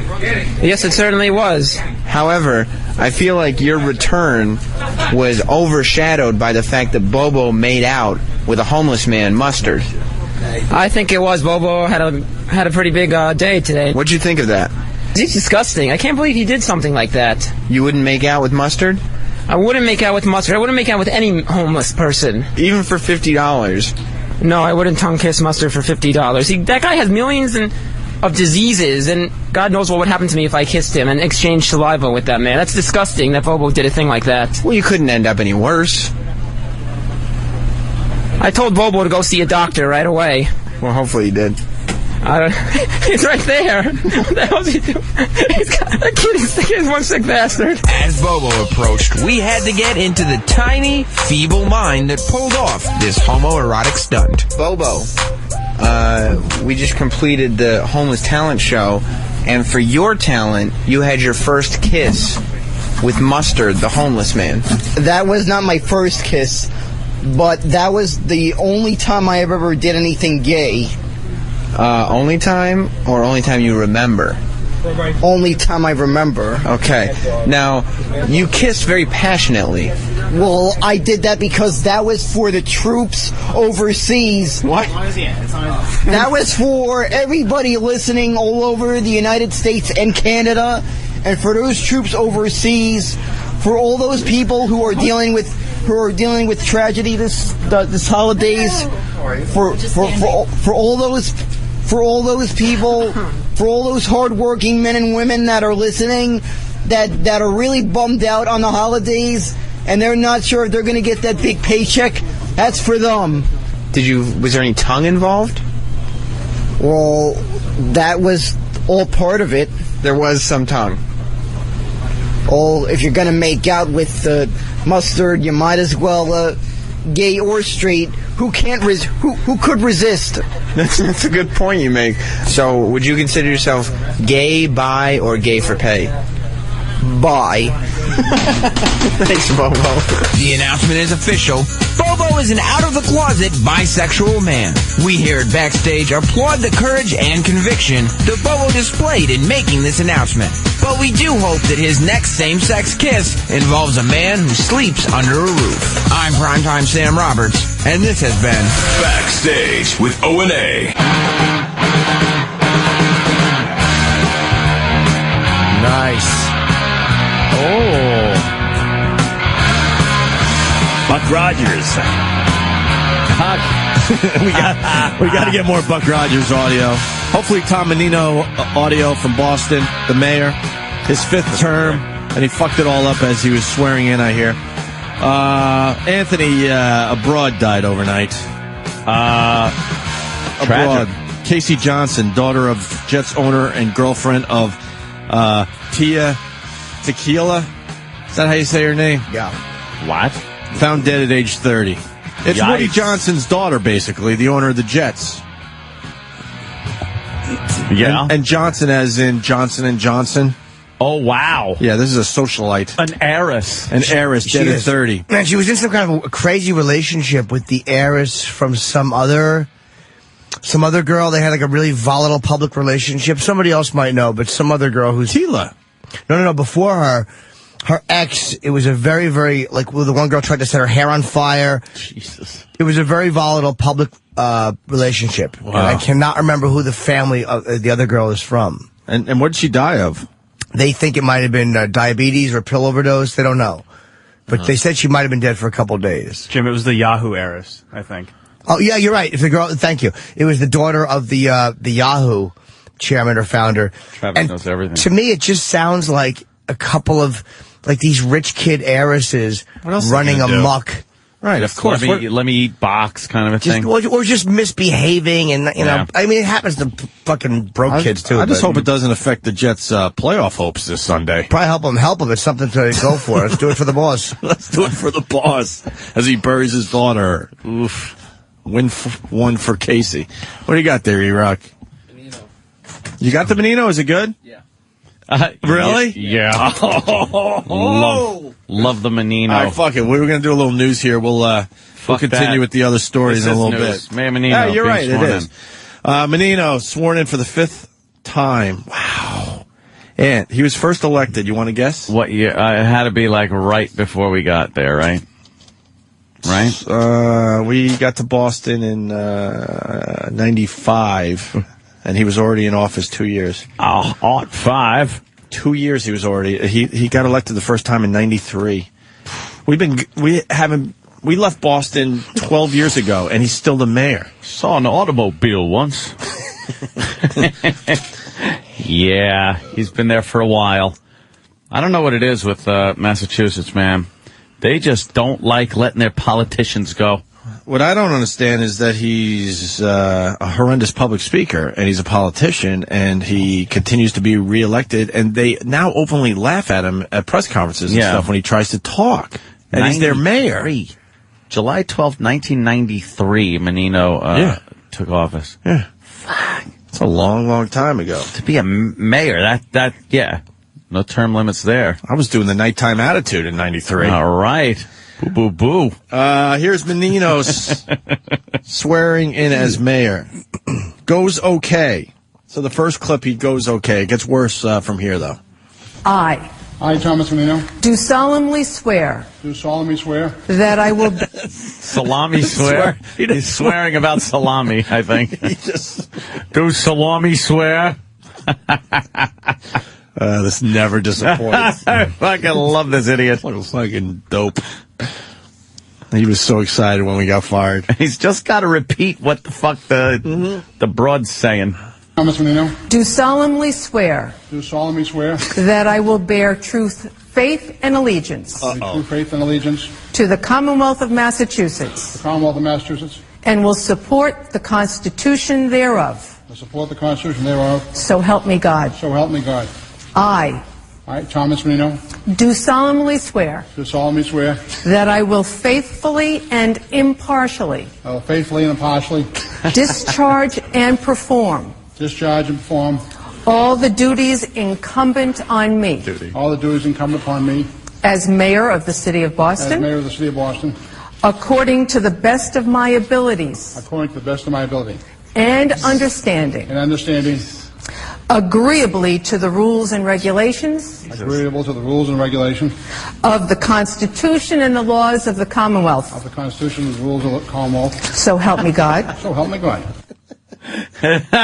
see what he's doing here, though. Yeah. He knows if he goes real fast that it just gets fucked up in the mumbo jumbo of it all. Muddled. Right. So he was pounding through that. Yeah, he's going as fast as he can. And then he fucked it up at the end. I, Thomas Menino,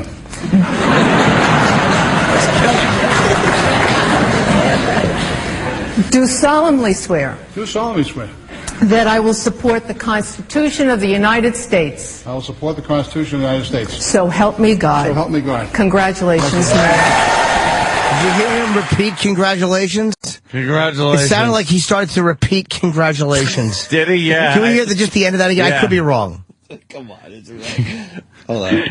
Congratulations. Constitution of the United States. I will support the Constitution of the United States. So help me God.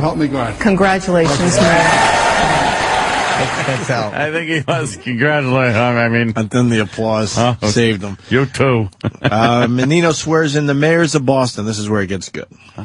First of all, congratulate the city councilors on being reelected, and also to our newest councilors, Arroyo and Presley. Thank you for taking on this job of being a city council and represent the people of all of Boston. Now raise your right hand. I state your name. I state your name. Do solemnly swear.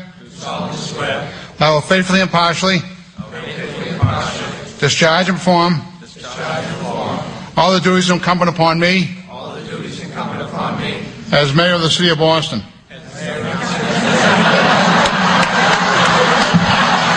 What? Their city councilman. Yeah, the city councilman. An asshole said as mayor. He's the mayor. I just thought, stupid me. I'm thinking that it's some kind of thing. There's a mayor, and then the mayors of Boston. I don't know. Are you kidding me? He's the mayor. He's been the mayor forever. Wait, I got to hear that again. As mayor of the city of Boston. Some of them say as city councilman. What a dope. He's the mayor. You're the mayor. Wow. Boston. See, they openly laugh at me, too.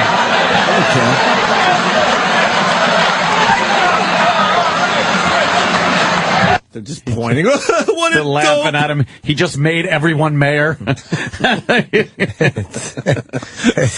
that sticks now. Yeah, now it's like they're fucking the mayor. Hold on. You know, let me just say, hold on. It was my mistake. What? Really? I was told to read it exactly as it's written. And when you get to these formal things, you do exactly as they tell you. I'll do a lot to my speech, but, you know, Counselor Salerno, oh, God, I tell you. Wow. Holy shit. Wow. Never disappoints this guy. What a dope. And one more. Great. Menino continues swearing in the mayors of Boston. As City Council of the City of Boston. City Council of the City of Boston. I couldn't. Unbelievable.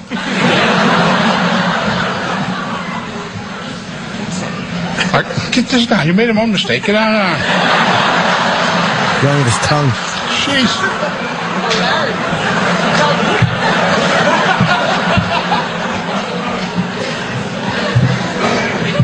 According to the best of my abilities and understanding.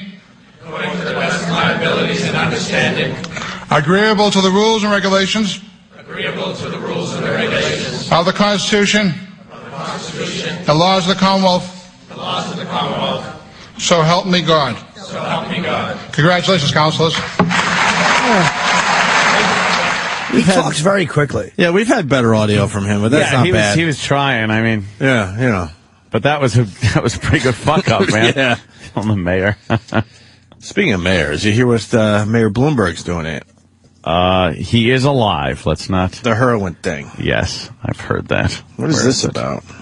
This is, I think we got some audio. Take charge, take care. 10 tips for safer use. Of what? Of heroin. What?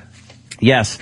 A lot of taxpayer dollars. How much money? $32,000. No, that's not that much. But it's taxpayer money. Motherfuckers. It was used so people could get these pamphlets and learn how to do heroin. Holy shit. Preventing an overdose, tip number 1.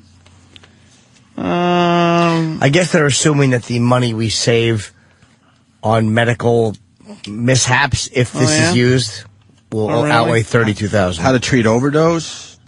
I don't see a lot of heroin addicts reading this pamphlet, though. Well, that's the problem. Don't share.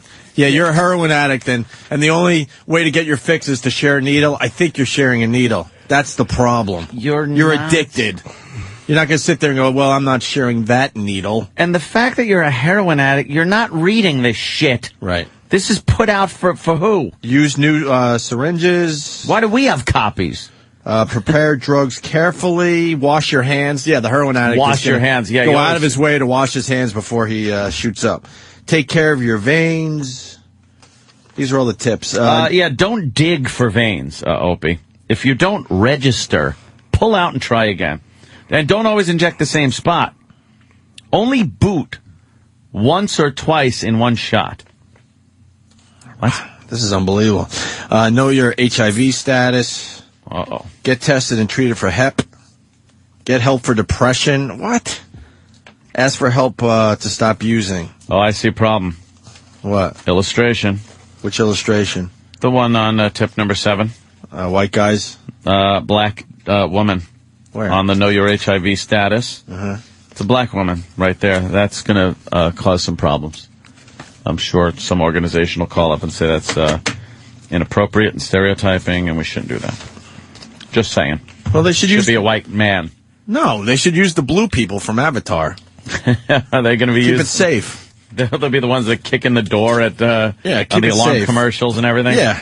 That'd be good. And no one will complain. They might complain, though, because she looks like one of J.J. Evans' paintings. Here's the story on this. Nobody condones drug use. But if you're going to use it, it certainly is not in anybody's interest in society to have you get HIV/AIDS.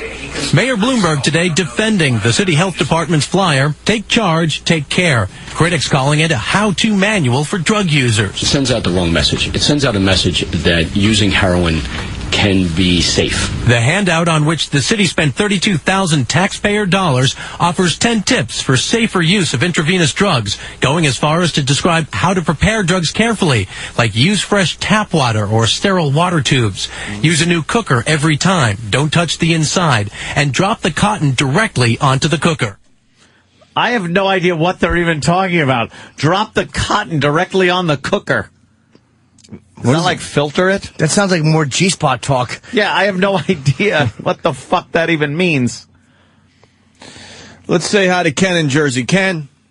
Yeah, how about the number one tip being don't friggin' do it? Yeah, they should start with that, right? It's unbelievable. 32,000 and they're actually thinking these drug users are going to read this thing. No drug user is going to read this shit. Unreal. Most of our politicians are completely out of touch with what's really going on out there. Yeah, they're idiots. No heroin user is going to read this. Hell fucking it's no. It doesn't work. It's like when they try to round the homeless up and like make them do things that they don't want to do because they have them crazy. You're not going to do this. All right. We should really read through a lot of this. Tip 1, prevent overdose. Just imagine you're a heroin addict, okay? All right. Let me lay down on the floor. Use. It's the first tip. Use with someone else. Are you thinking this shit if you're addicted? Yeah, let's say you have your heroin. Right. And your works. Right. See, I know the lingo. Your works. Ooh. And you're going to sit there and go, I can't do this. I got to call up somebody before I do my heroin. Hey, what's up? What are you doing? Got some heroin. Maybe you want to come over? Right. No? Shit. Can't do it yet. Right. You have that needle in your arm so fast. Stop it. Such bullshit. If you're alone and something goes wrong, no one could help you.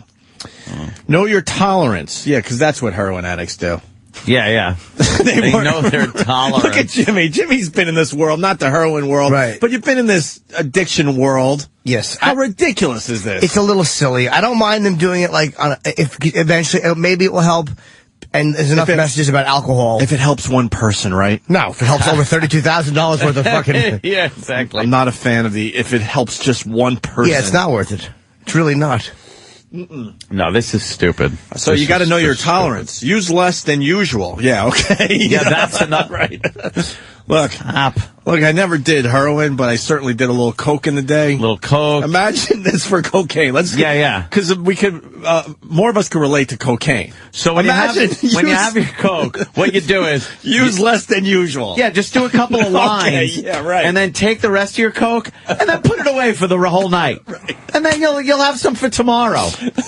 Instead of, doing it all that second. If Bloomberg was a good mayor, he would have done the heroin. So then he understands what's going on out there, and then he could really write this shit out. No. Just imagine using a little less, Anthony. Yeah, a little less. Don't mix drugs. Okay. Combining heroin or painkillers with benzos, alcohol, or cocaine increases overdose risk. Okay. That's it. So you're not gonna, You're not gonna have a few beers or have a 40 or something. Right. Well, you do it. Yeah, this is useless. They're going to read this pamphlet and say, forget the beer, let's get some Five Alive. Or some Sunny D. Alive. Right. Let's go to Joe in Queens. Wow, the phones are certainly lit on this topic. Let's say hi to Joe. Joe, what do you got, buddy? Yeah, I'm not calling anybody over to help boot up. That means I got to share with some useless prick. I want it all for myself. Yeah, exactly. You think your heroin buddy is going to come over and not do your heroin? Right. Again, let's go to the coke thing. Yeah. Would you rather do coke and not give it to anybody else so you have more coke? The only reason you talk to other assholes when you're doing coke is because they have the coke. Right. He wasn't helping me mug that old lady. See ya, boys. All right, let's say hi to Greg in Philly. He's an he used to do the heroin. Greg! What's up, Greg? Good evening. Hello. Hey, Greg. No, we had the same kind of thing up in Philly, but along with the pamphlet, they give you clean needles and clean water and bleach to clean the needles. So Yeah, they did that in like Seattle too. The needle program, I mean, a lot of cities have done that. I understand where that could be helpful, because if you're going to do it, you might as well hand them, clean needles. But a lot of people were against the needle program. No they were shit, like, it's encouraging, which it wasn't. Right. Well, I'd have AIDS right now if it wasn't for that. So God bless. It helps you, right? Definitely did. Helped me get clean. Right on, man. Congrats, Greg. See you, man. All right. Let's go to Jeremy in Cleveland. Jeremy, you're back? Yeah, I used to work with drug treatment, and the cotton is the filter, the cooker is the spoon that's being, cooked by the lighter. Right. And yeah, my girl's sister's like struggling with it right now, and it really is a bitch to get off. Like, coke's probably a lot easier to get off than heroin. You think? I would imagine. What is she doing, horse? What? Yeah. I said, is she doing horse? I was using drug lingo, so the kids know that I'm up on it. She's doing codeine. Yeah, what is she doing? Abigail has a dirty needle and a cotton ball in her pocket. They're trying to slowly poison her. That's right. By putting marmalade in her heroin needle. Marmalade? So that all of her veins coagulate. Oh, we gotta find her quickly. Yes, we do. Stop the music. Sam, you're never gonna find the G-spot with that small Asian penis, Sam. Your pubes are longer than your penis. What about Detective Monahan? Detective Monahan is too busy putting his finger in the backside of my boss with the mustache. I tried to find my girlfriend's G-spot on the boat. It just scratched like cardboard. Shooker. She has a very flat ass, that girl. She certainly does. Jim C. How do I only cover 3 topics every time? It works every been time. A while, so who cares? Some characters aren't meant to grow. Mike in Westchester. Mikey! Yeah, what's up? Hey, buddy. Turn down your radio. I hear Jim C in the background. Okay. That's right. I'm listening delay. to myself. This is what happens when one is murdered. What's up, Mikey? What's going on, boss? Hey. Well, you're on the Mike, air. Come on, keep the rhythm going. Yeah, what's up, That's your guys? job Listen, out man. there. Me and my friend, we get down some days, but we got a designated spot we go to. You don't call your friend to come over your fucking house.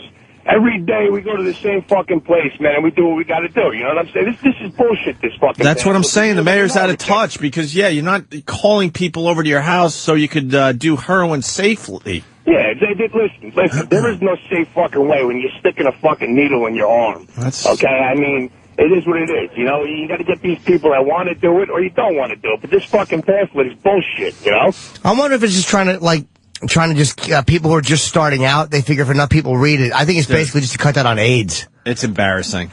Well, there's no way no other way to look at this. HIV and getting high are 2 different things because you know what? You go to CVS, you buy clean fucking works. What are you going to get? Well, you can't get nothing from yourself, right? Right. It's not in the fucking drug. You're cooking it up, so it's ridiculous. But, dude, if the message was so obvious, because to us it's obvious. If you share needles, you can get AIDS. But the message about how bad heroin is has been out there for a while.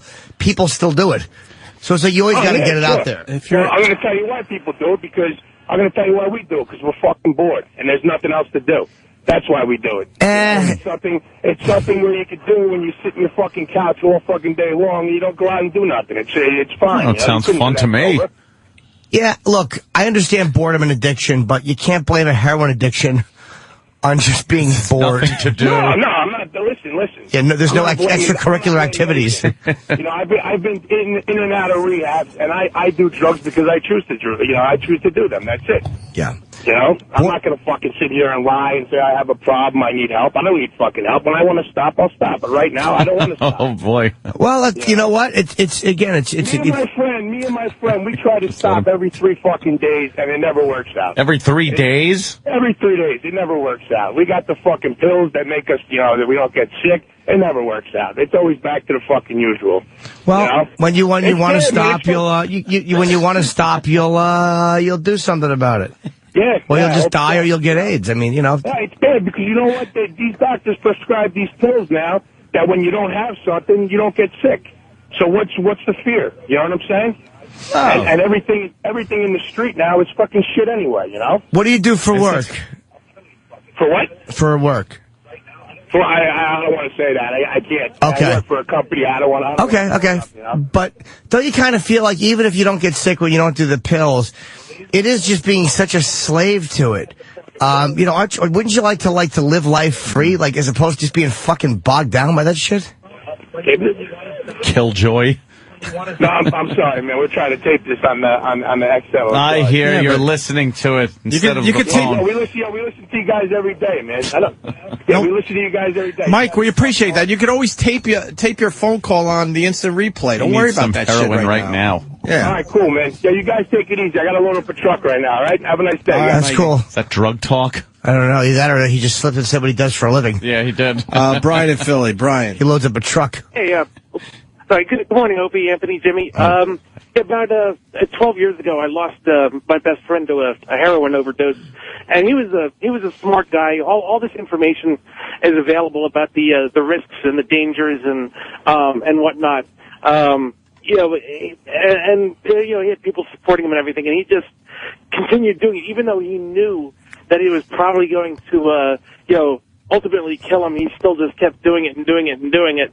I don't think there's any pamphlet in the world that that could have stopped him. So I really. This is embarrassing. It really is embarrassing, this pamphlet. This reminds me of like the propaganda for like pot years ago, like reefer madness and shit like that. It's like they think it's the government stepping in, thinking they know what's best. Right. I guess it's so out of touch. It's so out of touch is what it comes down to. I mean, they mean well, but they're clueless. Yeah. I mean, because tip 2, thank you, Brian. That's kind of the point we're making, what Brian just made. Tip 2, a lot of shit, but did you know there's an OD rescue kit? Oh, yeah? How many heroin addicts are walking around with an OD rescue kit? That's handy. Use the Narcan in your OD rescue kit. It works for up to 2 hours. A Narc? Narcan or something like that? Oh. Narcan? Yeah, I was scared. I don't know what that is. And then tip 3 is all about don't sharing and... Yeah, who does it? If you need, who the fuck doesn't know that if you share a needle, you might get it? Exactly, but how do they know it? Because that stupid message has been gotten out so many times. But it got out through just everyone knows it and said it. I don't think it was pamphlets or anything. Oh, Anthony, pamphlets are everything. Pamphlets. I hate a pamphlet. I sound like I'm really defending this, but I'm not. I just don't think it's awful. Let's go to Ronnie in Florida. Ronnie. Good morning, Jimmy. Hi, Ron. Opie. Hey. It's simple. Like, if you're fucking doing heroin, you're simply not interested in being safe or doing anything safe. Yeah. You know, right? Like, who the fuck is going to wash their hands before they go fucking get high? You're interested in getting high. You don't know. Being safe. Dude, that's not necessarily true because you. Retard can tell that. Do you remember when Jodie Sweetin was in here? Oh, yeah. Or was it Scott Weiland's wife who said that she had a whole system? Yeah, but she's got OCD. Exception to the rule. Yeah, she was a neat freak to begin with. I don't think most of the heroin people out there are neat freaks. No. But I mean, people do these things. I'm sure there's a small percentage that. Go ahead. To keep themselves go. It's like, even though a lot of times these fail safes don't work, people do these things to try to. Like, a lot of guys won't share needles now because they know it's going to give them AIDS. If people didn't give a shit, they would just be sharing needles. So it's like people do try on some level to keep themselves from doing something completely unnecessary. Mm-hmm. I don't know if that made any sense. That was nice. I was looking at one of the movie things. It's called The Devil's Harvest. Oh, no. A 5th column showing destruction in the youth of America. Devil's Harvest, a good girl until she lights a reefer. The truth about marijuana, the smoke of hell. She and they have a picture on. They have a picture there of some guy lighting a reefer for a chick, and she is just ready to fucking suck his dick, I bet. Her dress is hiked up. I think the best part about this particular poster is that she's actually smoking the joint out of one of those cigarette holders. Holder. Well, old school cigarette holder. She's a classy classy girl broad until she lights a reefer. I like the other poster for Devil's Harvest because it says a vicious racket with its arms around your children. It's like this devil man kind of holding a woman, and it's obvious. It's so very obviously a white woman smoking a joint, and it's so very obviously trying to be like a black guy, a Negro. Let's say that. Oh, what's your last name and social? Yeah, right. Right. I just want to make a point that the $32,000 that this program cost, if you save like 2 or 3 people from medical expenses or whatever, you've paid for it right there. Oh, yeah? We're not talking a lot of people. So they're lowering... saved in order to pay for this. Okay, so they'll lower my taxes then, right? Because it's saving people? Is that what's going to happen now? I mean, if it's Good point. If it's a plan that ends up paying for it, then yeah. No, it won't. Well, this is a feel-good thing. Well, and then that's I wonder if this is not necessarily for actual heroin users, but for families of heroin users, people who haven't heard this message yet. You know, I got it when I was in high school. You got it when you were in high school. But, you know, there are people who maybe haven't heard it yet because it's, I don't know, they're young, or maybe they're too old. They haven't heard it yet. And so there's nothing in the pamphlet that talks about signs, but maybe if you see, you know, your kids have got, you know, describing what works are. When did you lose him? Oh, that's a very good point. When did you just Is he still on the phone? nod out? Yeah. When did you phase out? Because I know when I did. I just want to see if it's about the same time. Is it like... I faded out so bad, I don't even remember what his name was. I know. I just really just nodded off there. Where did you fade out? I don't remember. I just noticed I was staring. You know that blank stare? You're not even looking at anything? I was staring, and then I just went like, no, it's holy sad. shit, a listener's just babbling on the show. No, it's sad. I just assumed you would take care of the rest of this phone call. No, I was gone. So was I. All right, so mine is Jimmy's on his iPhone. This guy. Because there are times on the show, like, I just assume, Aunt will take care of this. I'll check my Twitter or something. Do you know we both bailed. You didn't interest one person in this room with your story. All right.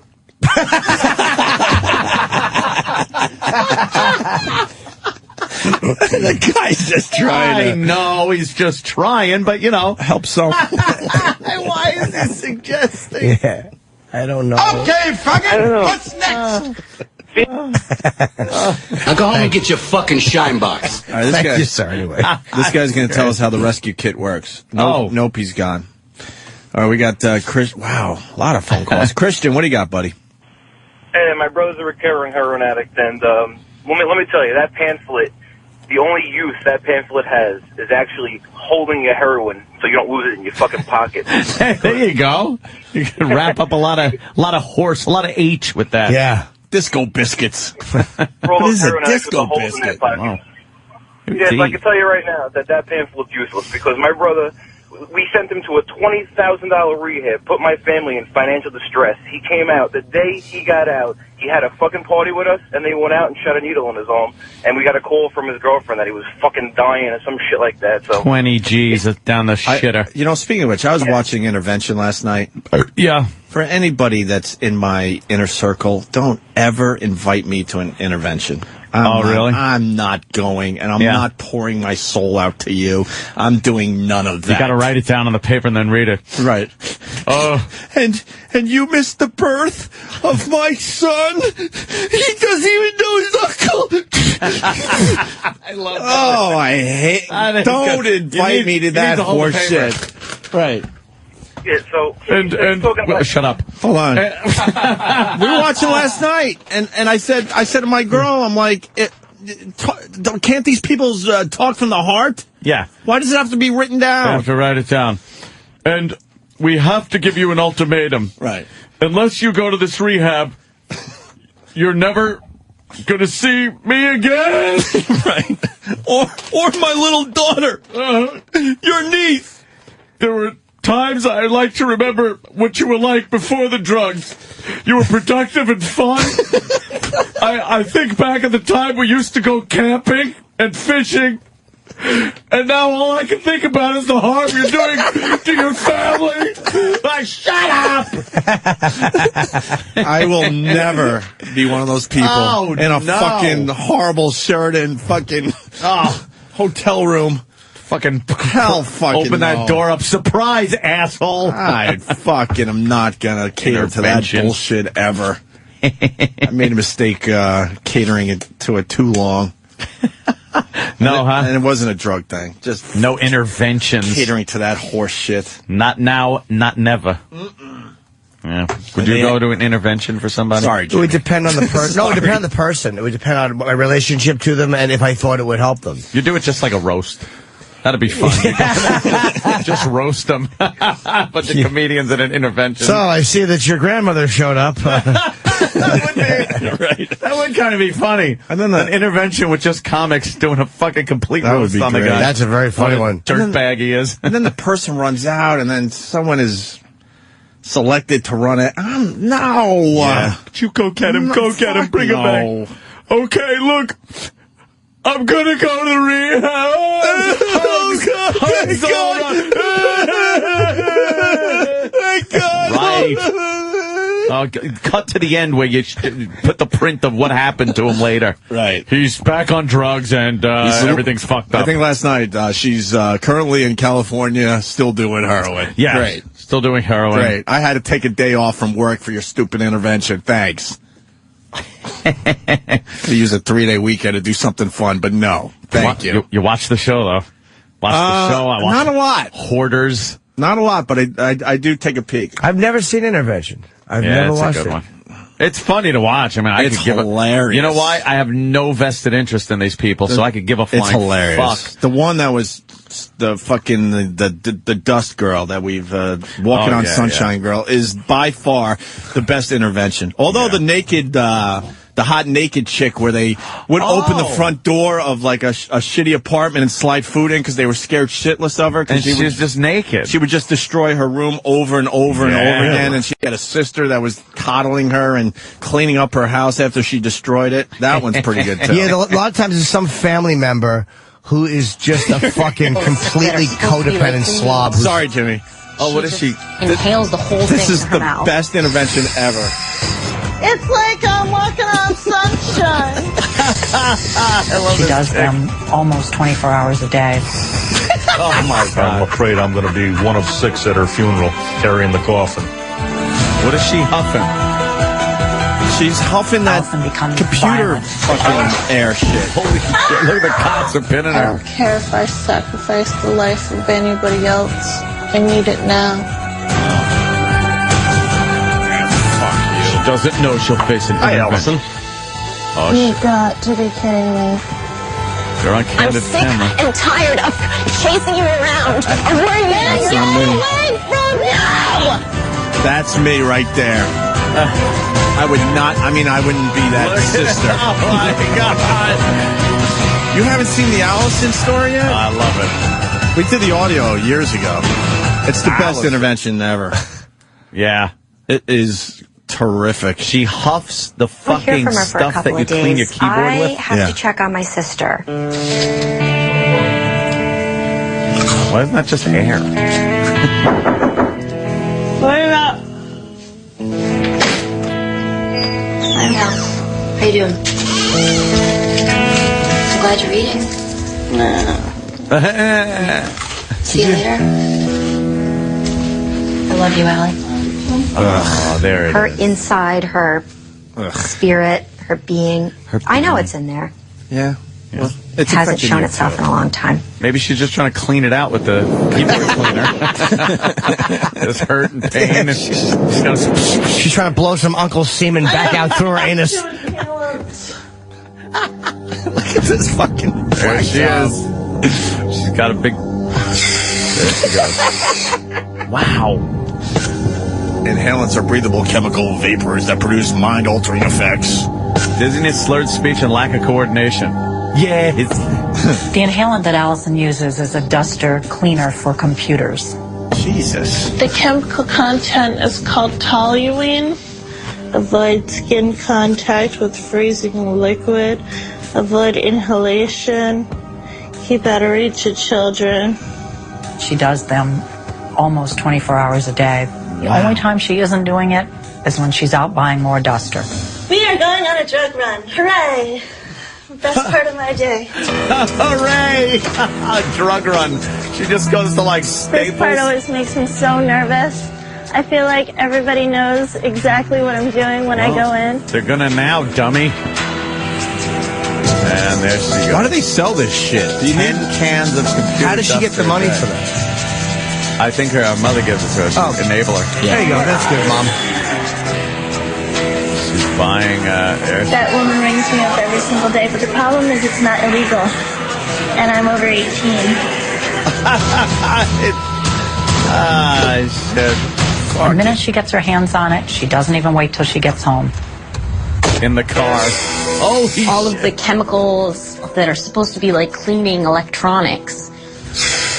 She just inhales the whole thing in her mouth. Just let her go. I could conquer the world. She goes from being sober to being high. Her sister's in hot. Yeah, less she's than a cute, minute. right? Okay, now the rush. It's coming in.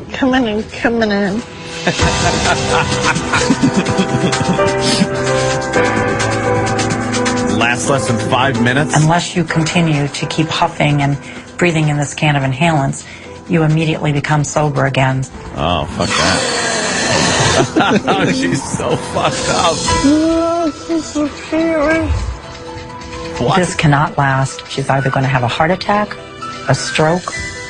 They say your lungs actually burst, and I can see that could happen easily. Sorry. Stop enabling her. Shit. Don't allow those cans of shit in your house. Yeah, what are they doing? 33% of inhalant deaths occur from She needs to punish her body one way or another. So if she's not using drugs, she starves herself. She goes and cuts up her arms and legs. Anorexia. Self-mutilates. This is exhausting. It's not one affliction. It's another. And I just alternate between all of them. Over the past few months, it's just been getting worse and worse. And she drives, and she's liable to kill someone. I need more of aerosol cans. And I need them now. She was using Duster while driving, and as she was huffing, she was turning a corner and passed out, and she actually caused a 4-car collision. Yeah, great. We're gonna leave this instant and get it. She's got to go get more? I don't care if I sacrifice the life of anybody else. Good. That's I need why it now. I hate these fucking people. I'm afraid she's going to die, and shortly, if something isn't done. Jesus, Rita. I'm already dead. It's very, very hard for a mother to see her child in that amount of pain. Oh, boy, is she not a likable girl, this Allison. No. Oof. Oh, they're just laying down on the floor. It's very hard to take. Is it? Overly indulged. She started when she was 8 years old. Oh, here it is. What happened? What was the problem? When Allison was born, she was the cutest little baby, and she was just so special to all of us. Yeah. My sister was a very advanced child. She walked early, she talked early, she did everything early. She sure did. After Allison was born, we added to the family again. I had another daughter, Erica. And you fucked her up. Allison is only 2.5 years older than I am, so we had the same babysitter. We always went to the same schools. It was always just Allison and I. Then one day I accidentally put acetylene in her bottle, and it was all over. That point. When she was 5, she and her younger sister Erica were allegedly molested. Allegedly. I saw my baby sister get molested. Oh, yeah? Uncle Paul, look what you did. Did that scare you? Well, it wasn't right. Her eyes are so fucked up. They're spinning around in her head, and there she goes. More Duster. The 2 little girls had said to me that someone had touched them. Someone and you know who. I didn't listen to them the first few times. Can you pause that for a second? That fucking pisses me off, you piece of shit. This is How about you listen to your fucking kids? I wish I had said this before. Holy shit. When you said the mother was buying her inhalant, I swear to God, my first thought is she's guilty. She feels because guilty. something bad happened, a molestation or something, and she didn't stop it. Exactly. Or she allowed it to happen and not know it. So she feels guilty. What a codependent slob this mother is. That's what she is. She's like, I don't know. How about you listen to your kids when they say they were molested? No. Now I'm more mad at the mother. Yeah. The mother's a piece of shit. She's just a codependent, fucking guilty slob. Exactly. Fuck. I just thought it's going to be untrue, Yeah. but it wasn't. It just kept escalating. The children told more people. They told their grandmother. They told their aunt. It just kept going. It just kept getting bigger and bigger to the point that I did decide to take the girls to their pediatrician. Who's the guilty party? The alleged molester. We went through Oh, God, her eyes are crazy. court trials, psychiatrists. It was really hard. She looks like a lunatic. When this happened to them, the judge did not take them into private chambers. The molester was sitting in the room, actually facing them. They were looking at him and looking at all the people in the room, and they were afraid of the lawyers, and they were just little girls in a horrendous situation. Oh, perhaps you should have fucking believed them. Yeah, you should have Well, protected sooner them, than- stupid. Yeah, good one. Yeah. Oh, he was acquitted of all charges due to lack of evidence. The children were upset because I had told them if they just told the truth, everything would work out. Yeah, And basically, nothing came of it. They were really angry at me about that. They were really, really traumatized by this. You fucked up. It was very ugly. You And the fucked up. divide in the You family fucked started up. happening. You fucked up. There were the people that believed the children. There were parts of the family that did not believe the children. Many people in the family believed that I made this up. Everything going on, I mean, it was nasty. He looks guilty. Was it the husband? I don't know. Parents divorced the same year as the trial. I'm going to guess it was the father. It was the father. And I'm going to guess, His yeah. father was trying to pull her to his side of the family, and Nancy wants her to stay with her. And I felt as though Allison wanted to please my wasn't mom willing to give and up the please young her dad. pussy. She was really stuck in the middle, almost as though she had to choose. We don't know. Yeah, that sucks that you have to Poor choose in kid. life. Yeah, poor Choked kid. up. Whatever. Poor kid, and then she just huffs more, and it's great. I wish I would. That mother, what a codependent, guilty slob. Your kids tell you that you're being molested, you didn't believe it. I bet it was again, I can only guess, but It sounds I'm going to like- guess the father, because why else wouldn't the mother believe it? Or maybe one of the mother's brothers or something like that. Yeah. But then definitely they family. get divorced the same year. They were kind of hinting right there. Definitely family, because they said Yeah. some of the family believed it, some didn't. So And the father was trying to get the kids to his side of the family. Maybe he was, who knows? Gotta be like a. Let's say hi to Sharon Osbourne, everyone. Sharon! Good morning, boys. Happy New Rape. Hi, Sharon. Sharon. I just wanted to say this Allison girl, bless her heart, was blessed with dust-free lungs and beaten with a burden stick. Punching out. Let's go to Dan in Knoxville. Dan. Hey, Happy New Year, guys. Yeah. I just want to say thanks for the good radio y'all had programmed over the holidays. That was pretty good. Of course it was. Listening to y'all's disturbed childhoods. That was Yes. great. I was just going to say that toluene the chick breathes in out that cleaner. Yeah, that's the chemical in gasoline that burns your skin when you get it on you. I've read up on gas because I had to deliver it when I was a transport driver. Yeah, that's some really good shit. You read up on gas. I don't want to take the blame for none of that. I was using the air blower to get a hair off her. There was a short and curly on her. And I said, let me blow this off with the air thing. Get it off your cheek. Hey, later, guys. All right, Ain't man. got no gas in it. Hey, I just want to add, God bless the people out there that do have the patience to deal with this. I just openly have to say I don't. Yeah, it's I just tough. don't. I know there's people out there got- and it's tough for them, and I'm just speaking for myself. I like the smell of gasoline. Yeah, let's go to Jay in Queens. Jay! In Monterey. Hey, what's up, boys? Hey. By the way, I am back after 2 years not having XM. Thank you, and please don't fuck it up and get fired. Back and better than ever. Okay. So I had my ex 350-pound mother-in-law living with us for about 4 years. She turned out she had a pain, prescription pain pill problem. And basically, I wound up becoming her caregiver. My ex-wife decided to go sleep with other people, and I took care of her fat mother-in-law. Hello? Yeah, your wife's a whore. Okay. Sorry. Did you know that she was it's not- fucking other people? What's up? Did you know she was fucking other people? Yeah, but I had 3 kids with her, and I dealt with that crap and kind of just, put a good face on for a long time, and I never cheated, and I don't know what the hell was wrong with me, to be honest with you. But instead, I took care of her mother. It finally culminated when I came home from work. She was roaming through the halls, butt-ass naked, talking to her mother, who died a week earlier.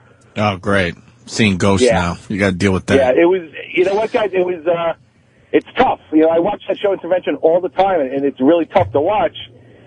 Because I did at one point actually like the woman, not anymore, but, she never went and got help. She kind of got herself clean, but she still goes in and out of episodes once every, 6-7 months or so. My question is this. If you've dealt with that in your own life, why are you watching Intervention? I watch it. I watch it because it's like sideshow shit. I like to laugh at these people. Yeah, I have no idea. I've watched it with with my family now. I watched it. I got a girlfriend in my life and stuff, and it's tough to watch sometimes, but I still do it. I have no idea why. I like watching because, we got to find the clip of the really hot naked girl just completely destroying her crib over and over again. Yeah, I watch because that is a freak show. Yeah. I don't care what happens to her. I want to see more nakedness than her rubbing feces on her own walls. Exactly. Fucking asshole. Sorry. All right, brother. Thank you. All right, sorry, guys. All right. Sorry about that. LJ, Boston. Hey, guys. Hey. At the end of that episode with that crazy cunt, she gets snotty with the cops, and they body slam her, and it's fucking hysterical. Oh, yeah. They come into her room.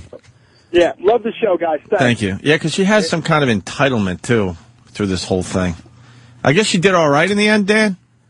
There was a follow-up video, and she's now blonde, and she gained some weight, and she was sipping on a Starbucks thing. That's her? Yeah. Yeah. Not bad. No way. Not bad. That's the huffing girl? Yeah. Let's hear her talk. Yeah, no, I'm in here, I'm doing all my men's letters. Awesome. Good. She was like, oh, it's good to see you. I saw what a disaster you were on television. Like, great, thanks. But whatever, that's not what I'm there for. Certain people watch the show, and they're like, oh, it changed my life. And then I get the people that come in, like, that was the funniest hour of my life. And I'm like, yeah, I put myself in that situation. I'm open to ridicule. I mean, look at me. I was ridiculous. She can't go near computers, I bet. Good to see you. Making amends is not easy at all. I mean, it's totally humiliating. Like, ouch, my pride. I wrote you an amends letter for my 8th step, my 8th and 9th step. Okay. I wrote it to both of you guys, but if you want to hold on to it and pass it along. That'd be, yeah, I can do that. To handle Want to huff on this? That was she was apologizing to the cops, making amends to the police officer. I guess body slammed her. Slammed her down on the ground. That's definite recovery. If she's out making amends and making a list of all people she harmed, that's absolutely recovery. She looks like she hasn't been fucked good up for in a her. while. Good for her in the end. Whatever. She almost looks fuckable. At that point. She wasn't fuckable when she was doing the dust thing? Are you kidding me? Apparently she was fuckable a lot sooner than that, earlier than that. Are you Uncle kidding Paul. me? Yeah. Here's part 2 of the mayor and the heroin safety pamphlet. Health officials point to an 80% reduction in the number of new HIV infections since 1995 and say campaigns like this play a major part. People we spoke to had mixed opinions on the program. It only encourages pushers to keep doing what they're doing illegally. And junkies. It doesn't help the society at all. It's a good thing. Why is that? Well, if people are going to use it, then they should know how. One point not in dispute. Kicking the habit is the best advice of all. Yeah, no kidding. Here's Brian in Chicago with a story. Holy shit. Brian? Hey, good morning, gentlemen. Oh, we found the naked chick. Oh. All right, that's on deck. Yes, Brian. Okay, I've been with this girl for several years now, and whenever she would talk about this one uncle of hers, I could tell that something was just kind of off, and it turns out that when she was very young, he actually he never, had sex with her, but he did touch her inappropriately, and she actually did she squirt? What's that? Jesus, nothing. Continue. Jesus, the guy is spilling his heart out today. And she actually did go and tell her 2 older brothers that this had happened, and surprisingly, nobody had done anything. So this is when she's very young. You know, she's in her 40s now, and I'm at a family function with her, and I realized that she's talking to the uncle. Like, it's a family function, and everybody's in the freaking room, and she's talking to him like nothing ever happened. And I lost my mind. I went, that's him? That's the guy? And the look on her face was like, oh, shit, he remembered what I told him. Oh, damn. And I lost my mind. And both of the brothers who didn't do anything were the ones holding me down. But it was that instant where, you know, somebody actually gave a shit and did something that actually forced the family to deal with it. And, you know, it actually brought it out in the open. People admitted that it happened. You know, I got a little beat up over it, but hey, you know what? Somebody had to step up and do something. Are you still with her? Yes. Okay. And what happened with the uncle? They had, you know, I was removed from the house for a while with a couple of cousins. You know, my girlfriend, her two brothers, you know, her mom passed away and everything. So, like, you know, mom's not there anymore, dad's not there anymore. But, like, I guess she and the two brothers had a conversation with the guy, and I guess they worked it out. How they worked it out, I don't know. But I just know that when they finally decided to actually sit and talk about it, I was not allowed to be there because I could not control myself. All I wanted to do was rip his head off. Oh, of course. But didn't she tell you the resolution? She just said that they had talked about it. You know, he broke down, you know, felt horrible about it. You know, it was the kind of thing where it was like, it was literally, this is what they told me. It was like a one-time thing, but, you know, it was that one time that was bad enough to mentally scar her. You know, it's the only time he ever did it. He broke down, you know, apologizing, crying, you know, begging for forgiveness and blah, blah, blah, blah. I would imagine you don't do that just one time. Yeah, it's hard to imagine that one time. I mean, I'm sure one time is bad, but that's one time is enough. It's like one cookie. Who has one cookie? Exactly. Well, there's a whole plate. Deliciousness. Well, thank you very much, gentlemen. You have a good day. All right, Brian. Thanks for sharing that one. We're full of boners. Mark in Tampa. Mark. Jesus. Morning, guys. What up, Mark? Not much. Love the show. Actually live for your show. But, so do we. no, I had a buddy of mine I worked with, got on intervention, and over the span of a few years developed a pretty serious drinking problem, and the company let him go, and he got himself into rehab, did some other stuff, and then he got into intervention, and he passed away out of the blue. He developed esophageal cancer from all his drinking. So we all watched the show after he passed away. It was very eerie, but in talking to the wife and everything, the show is legit, man. These guys, everything they show is yeah, I never thought it was, you know. Yeah, we never doubted that. Or fake. It's No, I know. I'm just saying, but you would think these reality shows are scripted and everything else. I mean, he was getting one his of life those. No, I believe what I'm seeing is real. I don't think that show's on TV to help people. I think maybe it helps people in the end, but those type of shows are on TV so we can look at freak shows. We always feel a little bit better about ourselves, don't we? Yeah. Brett was pretty obstinate, so they really honed in on the fact that he didn't want to go to rehab, and he would, you know, argue and the strife between him and his kids. I mean, the kids were screaming and crying the whole time, and it was they did play that up a lot. All right.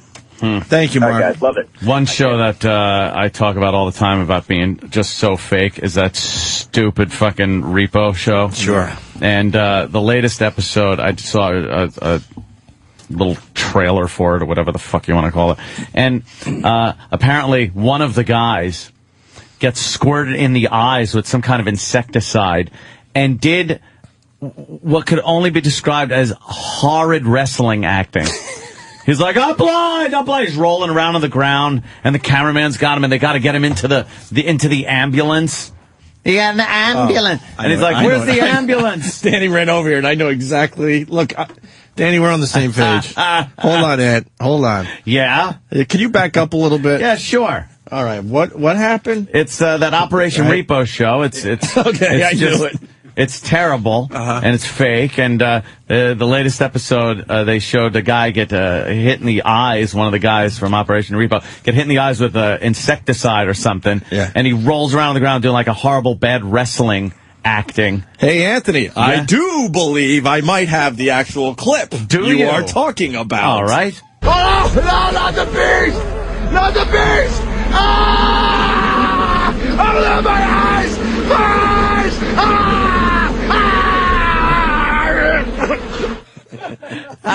That's kind of what it sounded like. Yeah. Long way for a fucking stupid fucking button joke. I love button jokes. Yeah, I'm a big fan of the button joke. Yeah, that is, it's so fake. God, and they show him like being carted into an ambulance holding his eyes. Yeah. And everybody's supposed to be concerned. So phony. You know, they're showing Avatar on TV right now, like a clip. Yeah. And it doesn't look as good when it's not in 3D. No, I can tell you got to see this in 3D. Yeah. Oh, yeah? It'll probably be in the theaters for a while, I would hope. Oh, yeah. Oh, fuck yeah. Perhaps a week, maybe 2. Oh, shit. Look at that fucking creature, man. Okay. The creatures in this movie are pretty fucking cool, man. You would like that. A little too fakey, cartoony looking for me, but well, you got the 3D. I can get past that. I mean, but this whole miracle of it, technology and how they look, they still look a little too, That's Stephen Lang. I thought Gollum looked. Stephen Lang is the badass fucking sergeant. Yeah. I think he's a sergeant. Badass Gollum army real dude. though. Huh? I think Gollum looked real in like Lord of the Rings, and these kind of CGI kind of. You got to see the 3D and then come in here and talk about it. All right. Yeah, because I think the 3D. I'm talking out my ass. No, not really. But I mean, the 3D really does enhance. Yeah, it looks completely different. Is my point as we look at the clip on regular TV. That's probably got to be scary seeing these blue monsters. I bet you they're not as scary as the guy next to you in the theater eating popcorns. Oh my God! Speaking, we don't like Chip, dude. I fucking hate. Can't wait for Chip to leave to go to L.A. to be on Leno. No, that's Jamie. No, it's Chip. Chip goes with him. Chip. For the people that have seen Avatar, I'm going to tweet something that Danny gave me. Yeah. It'll make you laugh pretty hard. Basically, they're saying, "Can I?" Yeah, it's not going to give too much away. I don't want any spoilers. No, it won't give it. Okay. I swear, because we don't spoil as much as we used to. Basically, this person points out that Avatar is the story of Pocahontas. Mm-hmm. And I'm going to tweet this thing that Danny found. It's hilarious. Because all they did was just change the names of the characters in the Pocahontas story, and it's Avatar. Yeah. It's Avatar. So this will, I mean, if you follow me on Twitter, don't worry. I mean, if you click on the link, there might be a slight spoil in there. But you don't have to click on the link then. Right? And you're just and you're just kind of reading, Pocahontas. It's very clever, whoever came up with this. One more on intervention, and then we'll move on. It's Ken in Putnam County. Ken. Oh, Ken. Hey, guys. I'm a new subscriber just because of you guys. So, thank you, sir. Thanks a lot for being around. You've missed a lot, my friend. Oh, God. So I'm not sure if you guys remember that band Days of the New back in the day. Yeah, with Travis Meeks. Travis Meeks is a amazing vocalist. Yeah. And he was for real. addicted to crystal meth, and he was on that show, Intervention. Oh, yeah? We might have set him down that road because Ant and I, and this is a true story, when we were at AF. That was the band? Yeah. When we were at AF, Days of the New just hit on the scene or whatever. And I think they were 16, 17, maybe 18 years old. We'd have to kind of look back a little bit. And they would do a lot of gigs for AF, and they needed someone to get them their beers. And guess who was there for Travis Meek and Days of the New? He liked drinking a lot. He loved his drink. He got his drink on. Yeah. And he was like 18 when he started that band, and he had like the most amazing voice. And his voice started to go to shit because of the crystal meth. Yeah, he had a future, this guy, this Travis Meeks, and then he dropped off the face of the earth. Future. I guess the crystal meth did him in. Yeah, but I think he cleaned up now, and I think he's got a new album, and I don't know, I just checked out his MySpace page, and he's got some new tunes out there. It's pretty good. Well, we have to get him on the show. He's an old friend of ours. We love Travis. What was the hit? What was the hit, Oak? Let's hear the hit. Touch Feel Stand. Yeah. Touch Feel Stand. Very good. Good job, Ken. Thank you very much, guys. Well, Travis had it all. My brother's the doorman at the Russian Tea Room. Go say hi. Oh, really? You're a doorman at the Russian Tea Room? Yeah. Hey, what happened there the last week or something? There's, I don't know. I'll have to ask my brother. He's the big doorman there. Jimmy always walks by. Did you just say if we're going to The Russian tea room. What are we, 70-year-old women? No, wasn't there something about the boss? Wasn't there something about the boss smacking guys in the ass or something? I don't know. I mean, you know. He knows. He doesn't want to get in trouble. There's some kind of lawsuit being he doesn't want to talk about being brought against the guy because he's smacking all the other guys in the heinies and saying inappropriate things. Let's send E-Rock through there and see if it's true. All right, Ken, thank you, man. Thanks for checking out our show. We appreciate that. The Russian teabag room. Anthony, the home drug test. Home drug test. I think this is the commercial that we listened to on the way in with the Disco Biscuits. Let me see here. And there are blogs and message board postings about people around the country hating this ad. They hate this ad. Kevin? Yeah, Mom? I've heard they might start drug testing in your school, so I need to ask you some questions. Okay. Have you ever done pot? No. Cocaine? No. Is that Sam? You're a kid in high school and you're going to say yes to that? No. Prescription drugs? No. Mexican speedballs? No. Beanies, hydro, wiffle dust? No. Lid poppers, crank, space cake, shabu shabu? Wait, what? Shabu shabu, honey. Oh, no. Ganja, Gagler, Disco Biscuits, Zigzag, Courage Pills, Hooter, Hippie Flips, the Yayo Dank, Jive Pumpers, Hawaiian Sunrise, Schmiz, Nose Nachos, the Browns, Fakakta Drops, Racehorse Charlie, Carnival Barker Bumper Blips? Maybe. I mean, no. Now there's a way to get the whole truth at home and keep it there. That's First Check Home Drug Test. Fucking rat. With just a sample in a cup, you get results in minutes, as accurate as a lab screening. Pick up First Check now at your local pharmacy or learn more at firstcheckradio.com. Check first with First Check. That was real? Yeah. I thought that was a fucking Family Guy sketch. No. I swear to God. Yeah, that's real. That's real. People hate that ad. That's the real Disco deal. Biscuits. Disco Biscuits. I think the worst commercials that are on now, on TV anyway, not radio, have to be the stupid credit report commercials with that stupid band.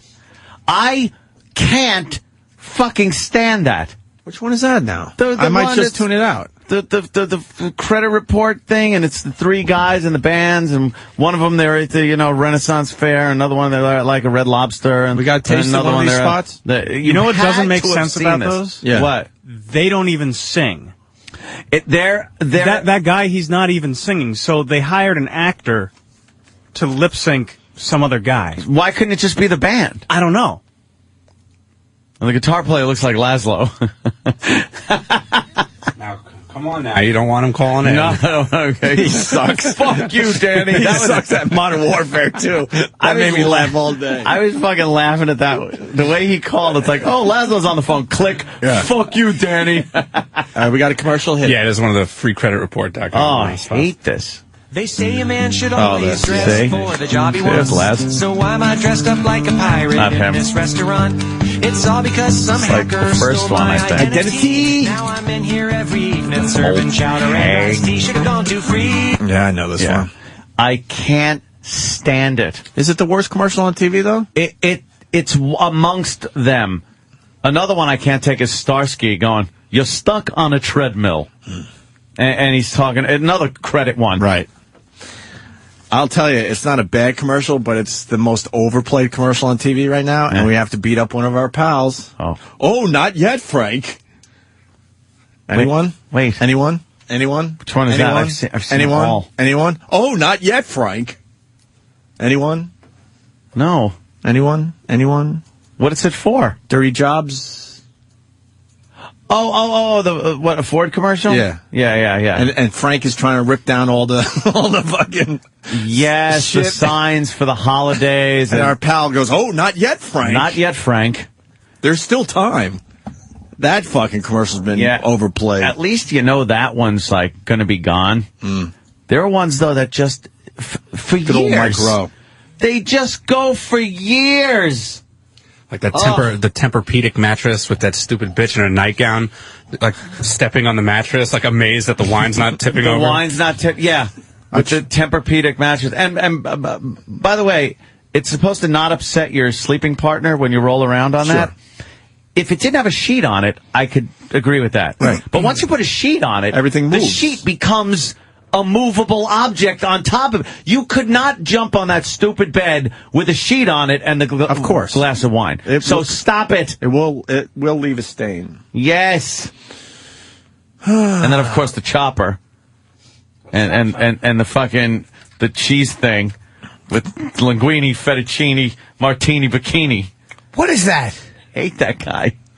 I don't know. It's the guy with the cheese twisty Dude, thing. you fucking paid. You talking about this? Yeah, slap chop. Oh, slap chop. You're gonna be Slap slapping chop. my nuts. Slapping my nuts. Here's a potato. One slap, you got nuts. Twist two slaps. Yeah, it's a done remix. In a second. And look at this. But you add them. Yeah, they have to do remixes on YouTube, don't they? YouTube. They can't just leave the fucking commercial alone. Why don't we take a break? We'll find that in. And my bladder's not Grady, good. that's Not what it good is. right now. And when we get back, we have Yes. the birthday. You reminded me about that. I love those. we got a local news station that got pranked with more birthday wishes for show members Thank of the Opie and Anthony God. Show. Love those. And we started the show pretty much talking about Buck Rogers because of Avatar. Yes. Listen to the replay if you're just tuning in. It was pretty good. It's just the contrast of like Avatar, how it is now in the future. State of the art. State of the art. And then you look back at what was state of the art in like the 30s. And it was Buck Rogers. And it was horrible. And we got more horrendous acting from Buck Rogers himself after the break. Great. That will do. Stay Love there. it. Opie and Anthony and Jim Norton. All right. We're back. Buck Rogers. Let's get right into Buck Rogers. I want to hear a little more Buck. You want to set this up, Ant? You kind of did before the break, I guess. Yeah, earlier we were talking about Avatar and the technology behind it and how everybody's raving about 3D and what's next for the movies and this is groundbreaking. And, wasn't very long ago, the biggest science fiction they had was Buck Rogers. Avatar, yeah. And I'm not What? talking about Buck Rogers. Why did I just go out? Yeah, Avatar. But Buck Rogers, yeah. Yeah, guys, sorry. We're all sleepy. I'm sleep deprived. I don't know. I haven't slept since we went back on the radio. I was sleeping like a mofo over the break, and now I can't sleep. No, what I was trying to say, I was going with what you were saying, and Buck Rogers for the time was state of the art. Avatar state of the art nowadays, and that's basically what you said. But it leads to this question: What was the last movie you saw where you went, "Holy shit"? State of the art, like wow. Titanic? No, Star Trek's latest movie? I think the newer Star Trek was like... What made that different than some of the movies that came a year or two before that? Just the space scenes, battle scenes look fucking great. Really? Yeah, really do look good. I think. Because then people would say Lord of the Rings when they saw that was like, oh wow. Yeah, that was pretty my cool. God. Right? Yeah. Some of the Harry Potter shit, maybe. District 9 looked good for a small budget. They had a good CGI team on that one. Yeah. I never saw District 9. It's pretty good. Yeah, it's white people, black people. Yeah, that's pretty much what it is. It's like Enemy Mine, updated version of that. Oh, really? For the most part. Yeah. Good old Enemy Mine. All right, let's get into Buck Rogers. That's where we're heading with this thing today. Lots of visuals. Should watch along with YouTube vid.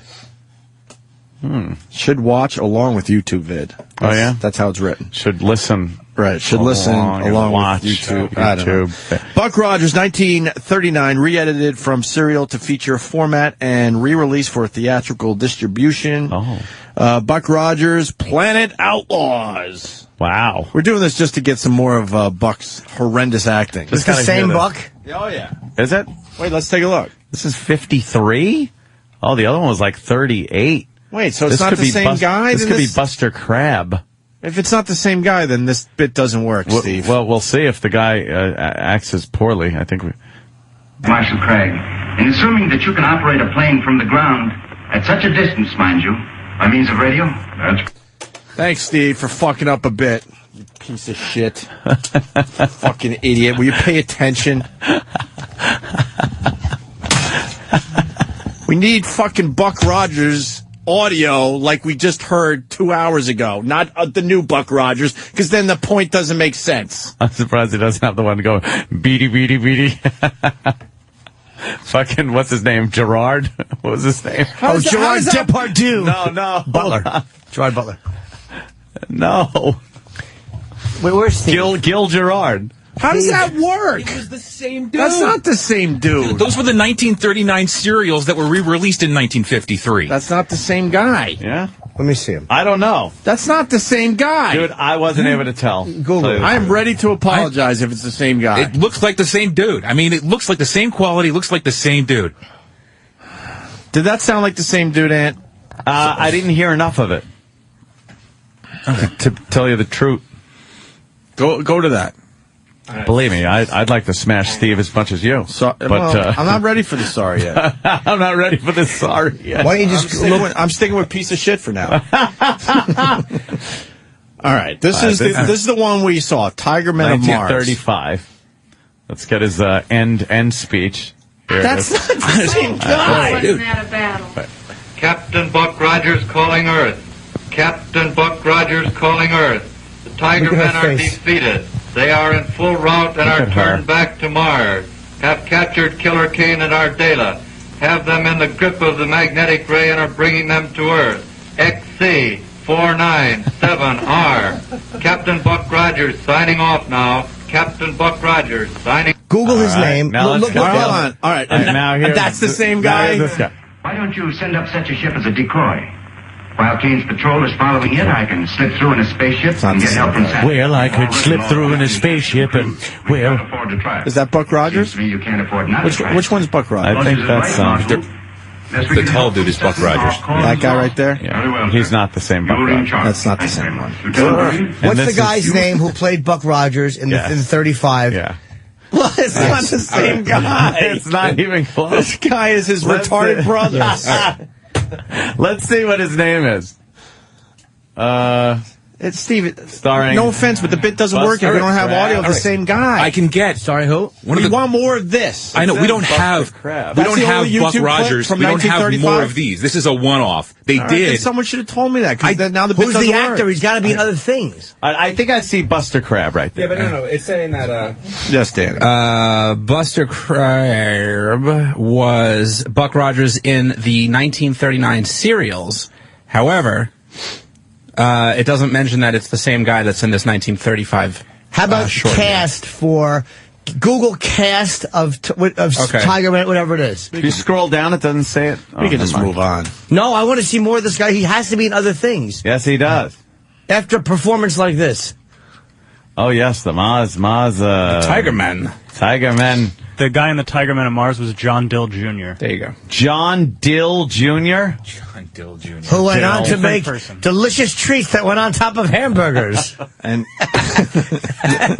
hey, John Dill. And the audio I smashed was who? Crab guy? The Crab guy. Buster Crab? Buster Crab. Then wait. Is Dill in anything else? Look him up. I would look him up in a second and find everything he's in. Well, that's the point. You want more of him. We want him. He's the man. Not the Buster. Yeah, John Dill Jr. was the guy. See what else John Dill was in. Go to Internet Movie Database. It says he only did one thing, and that was it. That was it? Of course. He sucked. That's what IMDb said. But he was great. Why would they not hire him for anything else? He's the greatest. That's all I want to do is watch John Dill. John Dill. That was the bit we were trying to do. Oh, okay. He's down 9% in popularity this week. Oh, he'll be back up. Yeah, he'll be back up. Please Wikipedia him. That's all he did. Is he That's dead the or one alive? thing then. He's dead. Got to be dead. So we don't Come have on. any more clips of him doing... This dude, that's the only thing that this guy did. The 1939 serials are like a 10-part series that were combined for a 1953 theatrical release. I did like the way he said that one word, though, the new guy. what did he say? A decoy. Let's see if we can like this guy. It seems to me you can't afford not to try it, sir. By the way, Steve, still a piece of shit. Sorry. You don't get the apology. Gotta call it like it is. Thank you very much. Lieutenant Deering, you will go with Rogers to establish a means of communication with Saturn. If you do get through to that planet. Oh, Saturn. They're wearing football helmets. But the bit doesn't work. He says one word weird. The other guy was... Oh, look at the special effects rule on this one. This is mountains opening up. Oh, look at the ship. There they got their shit together. Nah, this kicks ass. Look at that shit. Does it kick ass? It's like they're all first just one? smoking. Look, another one of those spaceships. See, it's... What are they doing? Yeah, we're just going to watch TV at this point. Yeah, No, we're just going to watch TV. Got no problem with that. our bit's ruined. This is nowhere Yeah. near as bad as that first one. I know. I was excited to get the bad acting. I know. No pilot would call them spaceships. Spaceship. Is there any more clips online, Dan, of the first guy? I think that was the only thing he That did. was it. That was just that 10-minute short. It was. I think it, That's the only thing he did. Yeah, there was no theatrical Yeah, release he for sucked it. the dick. It was just Wow. a 10-minute short that appeared at the Chicago World's Fair. Did some 34. pornography in the early 40s, I believe. Let's go to Greg in Maryland. Greg. Hey, guys, you were talking earlier about groundbreaking movies. I thought Saving Private Ryan was groundbreaking, the way they filmed the war scenes and the bullets and all that. Well, Yeah, Well, no, there's a lot of films that were groundbreaking. I guess the question that everyone could answer themselves is the last movie before Avatar that was groundbreaking to you as a moviegoer. The And Wow Saving Private movie. Ryan would definitely be on a lot of people's lists. That shit still holds up. I saw that recently. Oh, yeah. Saving Private Ryan. Oh, yeah. That Fucking shit great, holds man. up big time. Period pieces like that usually do. I mean, you know, what is it going to do? Well, I mean, how many Dated. years ago was that movie, Ant? Over Over 10 at this point. I would say 27 years ago. No. really? No. Jesus, Jimmy. I would say that came out in 2000. You want E-Rock to smell your 98? floss? No, it doesn't smell. I checked, it doesn't. 98? Yeah. So 11 years ago. And the special effects hold up. I'm talking about special effects yeah. and the movie making itself. That was really the good. story will always be great. All right, Ann, let's do birthday announcements. That's what I want. This is continuing, which is great. Yes, people, they find these, I guess, the news stations that do those birthday shout-out announcements. All over the country. Yeah, all over. And they incorporate some wacky characters from this very program in to get their birthday announced. The one station's on to us, so... I don't... Oh, yeah, Channel 9 over there, and where's that, Florida, I think? I don't know where. I don't know where it is, but Paul Hargis got a Ted Scheckler. That's right. Got one. Greg Hughes got one. And E-Rock. Well, we got two new ones. and Nobody's two new ever ones. wished me a happy birthday. I hope no one's going to fall for Chip Chipperson. I'm by the way. my Chip's not my real name. You know that. It's my nickname. Oh, what's your real name? Lyle Chipperson. Lyle? Lyle Chipperson's my name. Lyle Chip Chipperson. Just Lyle Chipperson. They call me Chip because I'm like a chip off the old block. Oh, okay. Really sucks that Chip has to go to L.A. because I really wanted to get to know him a little more. I'll be happy. Anytime you need something, I'll help you. Doesn't Chip have to leave? Doesn't he have a Chipperson. flight? No, I gotta go fly. I don't fly. I flew one time. My arms was tired. Oh, God. You didn't just say that. Not that. All right, here's happy birthday. They called my father Chip, too. That's embarrassing to me. Traveled a lot. Yeah. Buster Crabbe was the old one. Gil Gerard was the new one. Yeah, Gil Gerard. But we're that's going right. way back to this I said Gerard Butler. this horrendous actor that we were listening to a couple hours ago. Whatever. We're going to move on. Here's a birthday announcement, Ant. We've got some champions for you to meet right now. Happy 18th birthday to young Sammy Roberts. This is going out from Greg, Anthony, Bobo, David, and Tippy. Happy 7th birthday to Ethan Graham. young Sam. And poor Tippy gets dragged in. I love the energy, though. They're just so I into know. it. They're very into it. And then we have another one here. We'll look at today's Champions box. First of all, happy birthday to Jose Chirello. She is turning 13 years old today. Birthday wishes going out from Mom, Dad, Nicole, Rue, Rocco, and Alex. And it's Josie. I want to make sure I get Josie's name right. Happy birthday to you, Josie. Birthday wishes are going out to Travis Tepps. He's turning 44 today. Happy birthday from Sam, Dave, Patty, Kenny, and Twinkie. Twinkie. Travis is 44.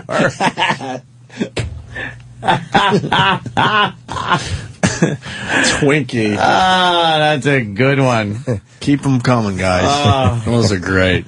They're really good. Poor Travis. Twinkie. What are you eating in there, you mess? Sausage, egg, and cheese McGriddle. Okay. Dude, eat it on the shitter, I'm telling you. It's going to go right through You anyway. fucking shit and eat at the same time. What did Sam's father call it? Some of the Greatest treats of all time. Is it greatest treats of all time? I believe it was the Buttermilk greatest treats. and Pickles and all that. But what did he call it? Greatest treats? The world's greatest treats. I would say... I want to add to that list. Eating an egg sandwich while taking a shit. There is nothing you can eat while taking a shit that is good. There's not... when you're taking a shit, you're taking a shit. Went to Nathan's with my dad once when I was a kid, and some black guy was in one of the stalls eating fried chicken while he was shitting. Horrified me as a child. Yeah, because the door was kind of opened. I remember when I worked at... Little Anthony was taking a peek. Yeah, big black cock. When I worked at Pergament, this guy Malcolm I worked with in the green, I was in the bathroom, and he's shitting, right? And there's another guy standing outside holding a box with a pound cake in it, and he fucking passes it under the stall door. Malcolm takes out and passes the fucking pound cake back under. It didn't even strike me as odd. That's disgusting. Let me get some of that. That is disgusting. It really isn't it? No, it is. Anything in the bathroom. Yeah, that is kind of gross. You don't eat anywhere in the bathroom. I put my egg sandwich on top of the urinal yesterday. That I can't. I didn't want drippage in my underwear. That in your underwear. Well, I had one last bite left. Why didn't you then just stand there with your dick out, take the last bite, and then do the shake with your greasy egg fingers on your fucking knob? Because I had a lot of egg in my mouth already. Oh, did you? So I had to chew that still, and I just didn't want to spend all that You feel time. like waiting? Nah. Because then I figured I could eat the last bite as I walked back down the hall. Let's go to Eric in Michigan. Eric. Hey, you guys were talking about the movies that you think were like mind-blowing or really cool at the time. I was going to say the Matrix trilogy, because all the shit they did in those was just, it was ridiculous when I was like 12. Yeah, when you first saw that, the move, The Matrix, and then every movie started using it, and it was in commercials and everything. But that first time you saw them, Trinity goes up and does that thing, and then they just spin around and shit. You're like, whoa, That shit that's still pretty holds badass. up. That shit still holds up. And then everything got overused. Like, that got overused. And another thing from Matrix that got overused was you're falling from a great height, and you land in that cool kind of leg is spread out, arm is behind you, you got your gun or your sword out kind of a thing. Yeah. Whoosh. And then everybody started using that. Blade and shit. It really sucks that it was overused, because that shit was awesome at the time. And now every movie, and especially every like kung fu movie out of Japan, has the exact same action sequences all the time. Yeah, I hear you. Very good. I did like Eric. The Matrix, man. The first one was fucking good, and that wasn't even really like the other two. They depended a lot on effects and shit like that, and then the storyline got a little crazy with the key fucking maker and shit. But the first one was kind of First one was fucking really amazing. good. Whoa. Let's go to Peter in Massachusetts. Peter. Hey, best eating on the shitter scene in the movies is Bad News Bears go to Japan. They're all in that hotel room together, and they open the door, and that fat kid, I think his name was Ogilvy or whatever, is on the shitter eating a bucket of Kentucky Fried Chicken. Can we find that clip? Possibly? What? No, we're trying to find the clip. If we find it, we'll play it for everybody. Thank you, Peter. Yeah. All right. Dave in California. I guess we're talking about movies a little bit because of this Avatar thing. Hey, this movie came out about 10 years ago. It's kind of crappy, but it's the first CGI movie called Final Fantasy. Yeah, Final Fantasy. I never saw it myself, but go ahead. Or not. Yeah. Fine, we'll play it for everybody. Thank you, Peter. Oh, Jesus. Yeah. All right. Guys, do we have a lot of new listeners or something? Which would be good for us. Well, yeah, you know what? A lot of times we do in the beginning of the year because it was a Christmas gift or people got it turned on. Right. Remember at the beginning of the year, we always had a lot of new listeners. Is that another guy turning up his radio? Look. When you hear our voices, you're on the show. And don't worry about it. Listen to the replay and you'll hear yourself. We have a weird delay that fucks up everybody, so don't turn on your radio as you're trying to do a phone call. Yes. For us. Please. Terminator. Oh, that is true, yeah. What? Terminator 2. That was Wanna the go first one with that liquid fucking shit. Daniel. Yes, sir. I'm my friend. Hey, buddy. Hey, man, I was just going to say that Terminator 2 still kind of blows my mind, even though it was like in 91 or 92. Yeah, that was amazing. The graphics in that was amazing. Yeah. Yeah. I'm sorry, go ahead. Yeah, that one we were, they had the new Terminator there, and he was like liquid metal. Yeah, when he exactly. squeezes through the bars and he fucking changes his hand into that sword thing and shit. That was some fucked up shit. And still holds up. Which leads to my next question for Anthony. And maybe Jimmy. Ooh. The last movie that doesn't hold up from recent times. From graphics or from a story or for anything? CGI. No, fuck the story. Just like movie making. CGI, because we're talking about Avatar in general. So something today. that you watch now and go like, that doesn't fucking hold up. Because all the movies we've mentioned, you could pop it in today and it pretty much holds up. The Terminator movies definitely, Matrix definitely, Titanic definitely, Saving Private Ryan like we talked about. Thought the CGI ruled when you saw it. And then saw it maybe realized recently and went, whoa. Didn't. Buck Rogers, the original? Yeah, that was... But how far back? Steve from Bayshore saying the downfall. He didn't like the ending. I mean, we could start with Star Wars. You see Star Wars now, the original, you're like, okay, it doesn't hold up. Well, but let's models get, and stuff. I know, but let's get, closer to 2010.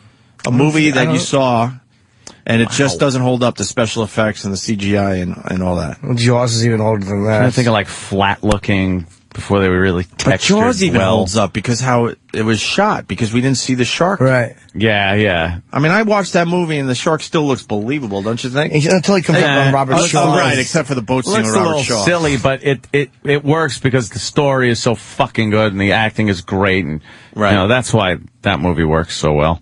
You didn't even need the fucking shark, which is amazing, Well, we got to start somewhere with this bit. A movie from the 80s that doesn't hold up. Does Men in Black hold up or Men in Black? All right, now you're talking, Jimmy. Independence Day, I think, does. Now you're talking. Yeah, well, Jurassic Park holds up, obviously. Wait, Jurassic Park? Wait, let's slow down a little bit. I just watched it recently. And it does hold up. Yeah, it's a fucking T-Rex. They could do better now, so I think. Good. But it's when you look at that, you don't go, like, that's still great. Yeah, and especially for the time. And that was, 93, I think that movie came out or something? No, it wasn't 16 years ago. What's a current movie? Jurassic Park? I think it was like 93 or some shit like that. You don't even want to know. And if you look at CGI from back then, when that was a movie when I first saw it, I went back the next day to see it again because I was just like, I cannot believe they made fucking dinosaurs look that good. I will see Avatar again, and I never see a movie twice in the theater. Never. Good one. Yeah, I want to get a slightly better seat.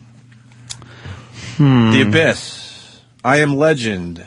We're thinking science I Am fiction. Legend does not hold up. CGI sucks. Really? Get the fuck out of here. The movie's 2 years old. Cody, Really? what do you got on that? That was the only thing that really took me out of the movie was that the CGI was just fucking terrible. Hey, hang on, guys. Got theater. Never. You fucking asshole. Turn his radio up. Smarty ass. I guess we're not going to get the answer. Yeah, it's hard to think of any that really that The you thought last was good. big, huge blockbuster that just doesn't hold up. What year do we go to? Jason and the Argonauts. I can't think of one. All right, then maybe it was a dumb idea. Yeah, well. Not all these ideas are going to stick. Throw them against the wall. And hope for the best. That one What the fuck slid you want down. from me? That one slid down the wall and it's on the molding. Yeah, gave it a whirl. We gave it a whirl. The G.I. Joe movie? Scarface isn't Yeah, but then there are movies that very good that come out and you're just amazed how awful the CGI is in this day and age. Brendan, I did not see G.I. Joe. Hey, guys, I think it's one of the worst acting movies and graphics out there, period. And it just came out. I mean, some movies from the 90s have better CGI than this movie. Yeah, but we're talking about a movie that everyone went and saw and went, that doesn't hold up. You know what holds up, believe it or not? The fucking remake to Silence of the Lambs. Ray Liotta's head, that top of his head off, eating his brains. That was awful when it first hit the theaters. It looked so fake. One more, boys. Do you know what held up well, believe it or not, is the shootings in like those spaghetti westerns? The fucking, the good, the bad, the ugly. Yeah, yeah. Because Leone was the first one to do like the one camera shoot. Like usually it was a cutaway shot. Yeah. but he was the first one to actually show it and have And it blood. wasn't just somebody grabbing his wound and falling down. Right. No one made They it, flipped like around but it. no one made it believable. They were always sweaty. Yeah, sweaty and dirty. Sweaty and dirty when they were dying from the gunshot. Lee Van Cleef. The good, the bad, the ugly. But you need a whole afternoon to watch that movie. Yeah, it's fucking great. Really. Was there anything better growing up when on Sundays it was like the good, the bad, the ugly on regular TV? So, I mean, you would look at the TV guide Forever. and it would say like, starts at 2 and ends at 7. 7 at night. And you would just Like, be, yeah, that good. would be your day though. You would just lay around the couch with your dad or your family, whatever, and just lazily watch like the good, the bad, the ugly or one of those spaghetti westerns. Sit through all the day dumb long. commercials. Yeah. That was 92, Jurassic Park. Wow, man. Get the fuck out of here. Jurassic Park. Wow. 18 years ago. Starring Sir what's the guy that ran Jurassic Park? He was in Oh, I know. Oh, yes. Sir Mix-a-Lot. Sir Mix-a-Lot. That was the guy. Yep. Look it up. Bad, no expense. Look it up. You'll see. Sir. What? The guy's name was Dr. Stegosaurus. Oh, it was Richard Attenborough. Sir Richard Attenborough, who was in The Great Escape, by the way. Jeff Goldblum. Yes, Jeff Goldblum, who was also in The Great Escape. And unfortunately, Judd Hirsch didn't play his father. My son is chasing the dinosaur. What are you doing with this dinosaur? Why did you make them? Shut up. Their first one. There was Roswell. Roswell, you knew then. Yeah. Shut up. There was aliens. Oh, spin a dreidel and play some chess and shut up. You're not a fan? I love Judd Hirsch, but not in that. He was horrible in hate that. Judd Hirsch in that. I hated him in Taxi. No. How about that? How about that, Wow. Jimmy? How about that? That's a bold statement. A show we both love. No, he was good in that. I didn't like him, and I Judd didn't like Hirsch? that Conway, that Jeff Conway. Yeah, Bobby Wheeler was kind of worthless. No, why? Did you like Tony Danza in that? I liked his pants. Yeah, really. What a cock on him. Did I like Tony Danza in Taxi? He was just... No, I mean, it was Did all you about... like the chick? What was her name? Elaine Nardo, like her? Marilu Henner. So, look, Wow, who do you we know what? really like in Taxi? We liked Danny DeVito. And Andy Kaufman. And Andy Kaufman. And you know what? Christopher You make Lloyd. a good point. Christopher Lloyd was Yes, good yes, in and that's Taxi. about it. And, Everyone I- else was straight men for everybody. Judd right. Hirsch was funny. Tony Danza was a dope. He was kind of funny. Elaine Nardo was kind of a whore. She was amusing. And Jeff Conway really didn't contribute much. No, I mean, but for the big laughs there, all you're really talking is, DeVito. the big three, yeah. Yeah, you're right. And DeVito was the man. Oh, was he Still is great. the man.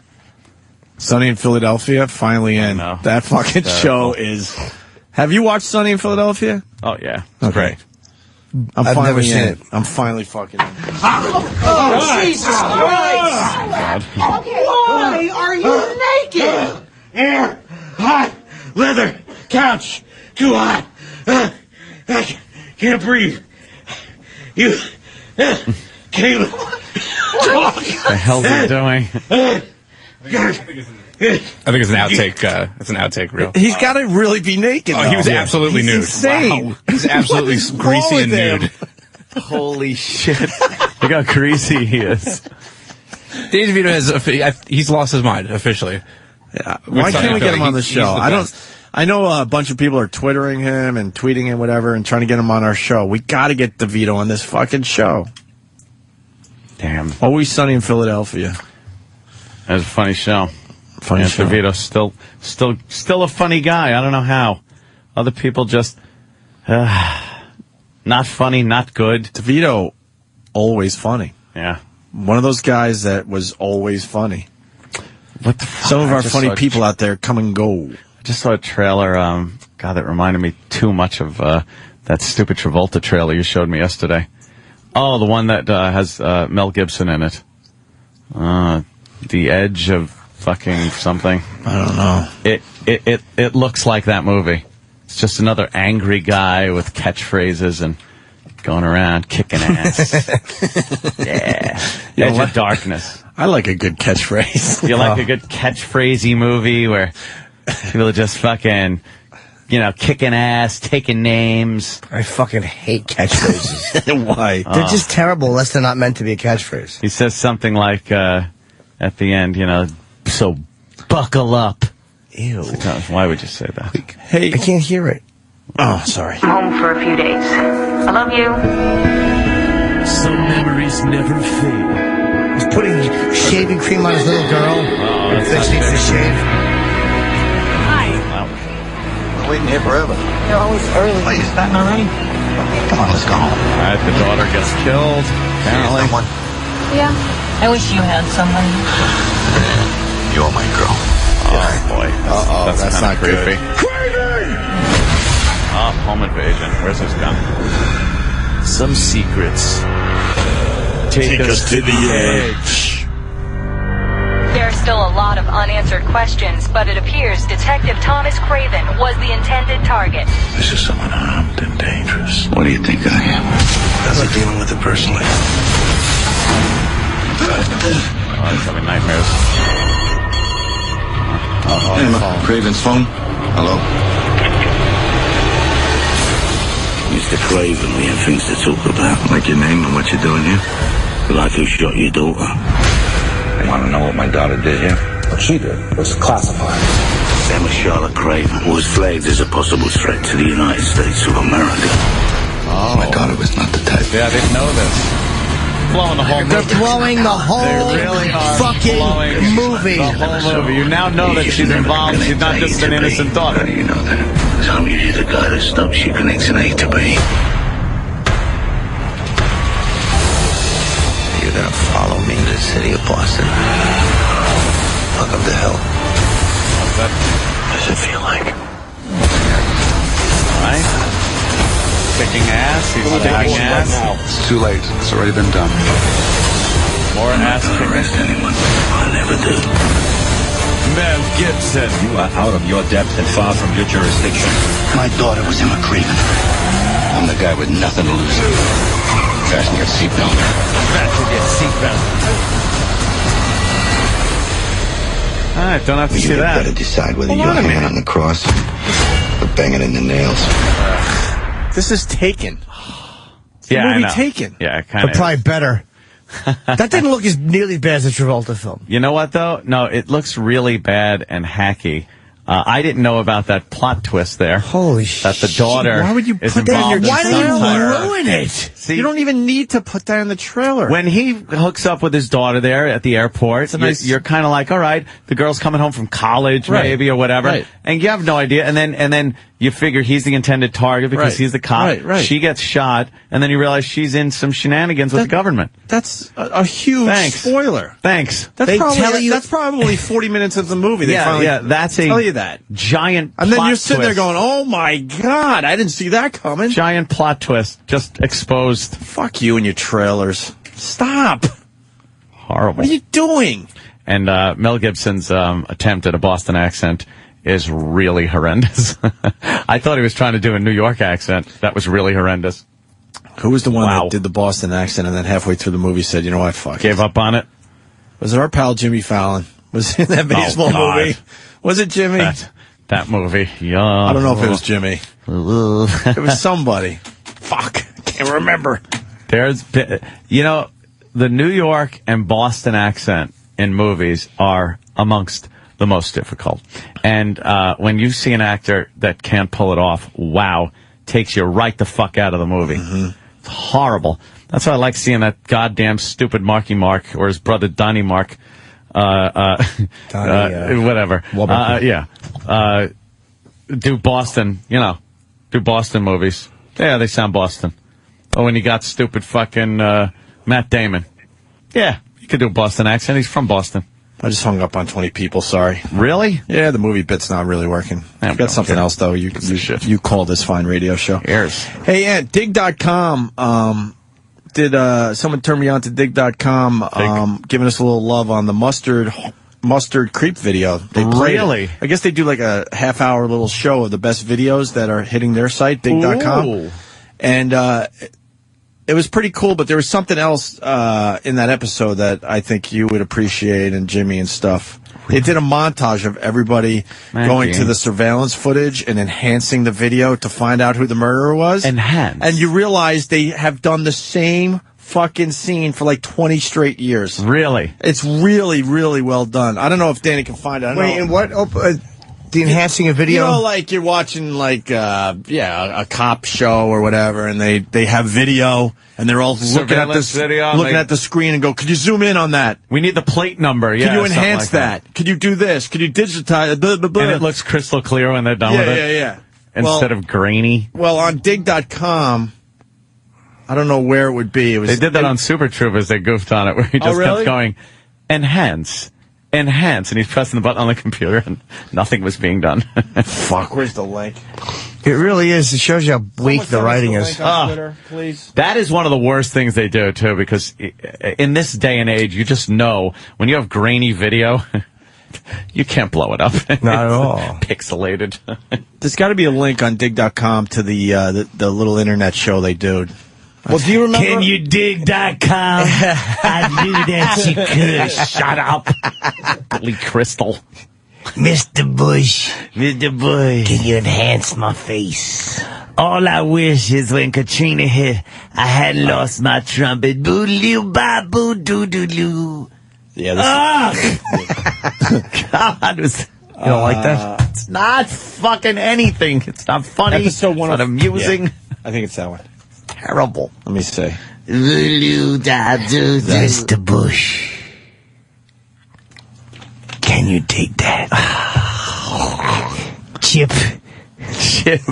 It's the my.biz. Master your... Yeah. Right. Oh, an advertisement on the internet? What Do day and tell. age are we living in? That's crazy. I remember in the olden days, you could just go to the intertubes, not be bothered by this.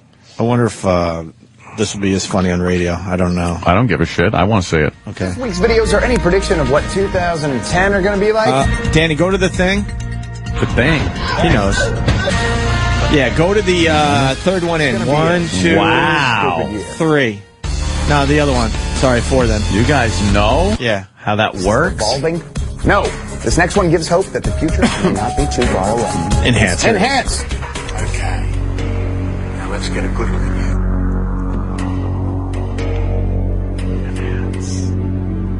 Well, a lot of movies, that was taken. Of course it was. Hold it. Very Run that back. Wait a minute. Go right. There, freeze that. Full screen. Okay, freeze that. Tighten up on that way. Vector in on that guy by the back wheel. Zoom in right here on the spot. With the right equipment, the image could be enlarged and sharpened. What's that? It's an enhancement program. Can you clear that up any? I don't know. Let's enhance it. Enhance section A6. Enhance the detail and... It doesn't have to enhance, release it to my screen. Enhance the reflection in her eye. Let's run this through video enhancement. Victor, can you enhance this? Hang on. And I've been working on this reflection. Someone's reflection. Reflection. There's a reflection of the man's face. There's a reflection. Zoom in on the mirror. You can see your reflection. Can you enhance the image from here? Can you enhance it right here? Can you enhance it? Can you enhance it? Can we enhance this? who'd write that now? Zoom in on the door. Times tap. Zoom. Move in. More. Wait, stop. Stop. Pause it. Rotate at 75 degrees around the vertical, please. Stop. And go back to the part about the door again. Got an image enhancer that can bitmap? Maybe we can use the Produce Center to sit in that Windows. This software is state of the art. The icon value is off. With the right combination. That was the no way out. He's taken illumination algorithms to the next level, and I can use them to enhance the scope. Lock on and enlarge the Z-axis. Enhance. Enhance. Enhance. Freeze and enhance. Now, it's amazing how often this technology comes in handy here at the Dig Reel. For example, let's find out who ate my fucking muffin this All morning. right, it gets dumb from here. Let's go back to... That's pretty much it. That's great. It's called the Dig Reel, and they're giving the good. show a little love, so check them out. Enhance. Thanks to dig.com. Isn't that great? Dig. It's a whole montage, and it goes way back to like That was MacGyver. They had MacGyver all the way up to the present. MacGyver. Some CSI shit. And everything in between doing the exact same scene. No, I was just looking at Super Trooper Enhance. That's him doing the Enhance. Interwebs are slow today. Oh, is it? It's a little slow. Why don't we take a break? Bye, guys. I won't be back. Oh, Jimmy. It's 10 o'clock. Oh, James. Where are you going? I have to go to L.A. and then Dallas. Boss alert. Sit down. Sit down. Sit down. Sit down. Oh, isn't he sweet? I'll be at the Addison Improv, as everybody's been asking me. Addison The Improv this Addison weekend? Improv. Yeah, Very good. In Dallas. In Dallas? I'm gonna go to the Sniper's Nest in Are you? Dealey Plaza. Oh, you are? I'm looking for evidence. All right, the boss I'm ready to talk. I'm gonna look for evidence. The boss Are is you? gone now. Yeah, He did went his around the loop. corner. One of Where'd the he go? bosses just does a loop every day and looks at us. So they got to Very do. strange. They do laps around here and look in the windows. Addison Sure, Improv of this weekend. Very cool comedy club. Dallas rules. It was great. Hope I would see love to Pugs go to and Kelly. Dealey Plaza and hang out there for another 12 hours with my brothers. Yeah. To Live and Die in L.A. That was a good movie, but boy, that doesn't hold up. No? Especially the music. Definitely 80s. Wow. Wow. Bad 80s. Oh, there he is. Okay. Enhance. Enhance. Enhance. Enhance. Just print the damn thing. Enhance. Enhance. Stupid enhance. All right, Jimmy. We'll take a break. Hi, Jim. Ant and I will be back. So I'll see you guys soon. Few days. Wait, are you done for the week? Chip. Yeah. Fuck. Yes. God, that's lucky. Lucky ducky. Yeah, they called me last minute to go out and do Jay Leno. Yeah, they called me last Wednesday for that. Oh, Like, nice. I was supposed to do the 22nd. Like, can you be ready in a week? So I'm like, yeah, sure. Not said too much yeah. pressure, huh? I was ready anyway. Good. Of course you are. I felt ready. You're James Norden. What's the subject tomorrow night on Leno? I don't really want to blow at golfer. I mean, just because golfer, who wants to say? All right, I gotcha. I don't really want to say What? golfer cheating. What's I'm talking about? It's going to kill. Cause I hope so. It's been doing I very saw well Jimmy's since. Tiger Woods material recently. It's going to fucking kill on Leno. It's been doing very well. Yes, so, it's going yeah. to be great, Jimmy. Hope so. We'll see you next Monday. I'll see you. Fuck, that's it for you? Yeah. I did tweet. I said, this is the year of Jim Norton. Well, let's hope said so. it. I said it. Since radio's giving me a good fucking in the mouth. Oh, no. Let's hope TV is good to me. It's a new year. We're trying to be Yes. positive. Yeah. I'm in a good mood, Only actually. 2 days in. 2 days in. 2 days in. I like being fucked in the mouth.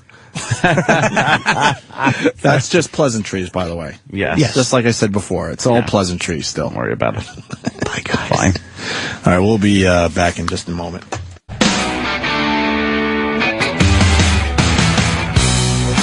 Got Sam Roberts in studio. Lucky us.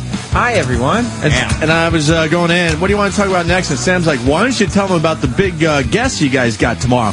So I just want to make an announcement that we're going to be in a time machine. Yeah. When are we going to be in the time machine? Right before 6 o'clock. We're going to go back to the year 1989 and talk to Gary Coleman. Yeah. Actually, we got to go further back than 89, don't we? Certainly do. We got to go like 82.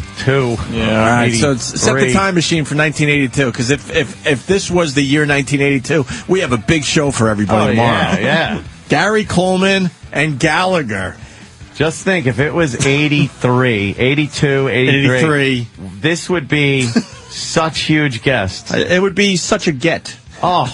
This would be the big get. Yes. Gary Coleman was swamped, but we got him on the phone.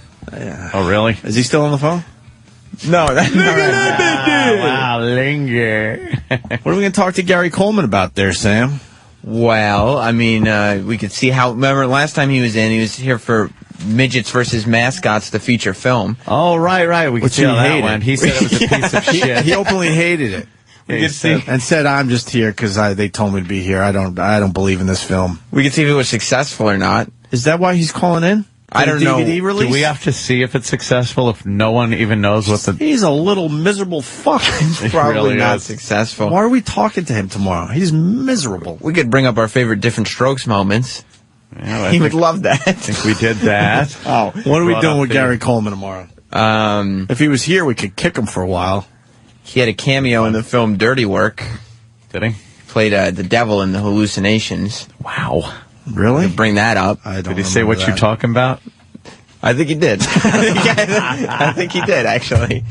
We could get him to say that, to us, each person on boy. staff could come in and he could first say, you know, what Yeah. you talking about, Travis, and then And what is Gallagher going to do? Last time Gallagher was on the show, we destroyed the K-Rock studio, and they were really mad at us. he smashed really a mad. birthday cake last time. Yes, there was cake everywhere.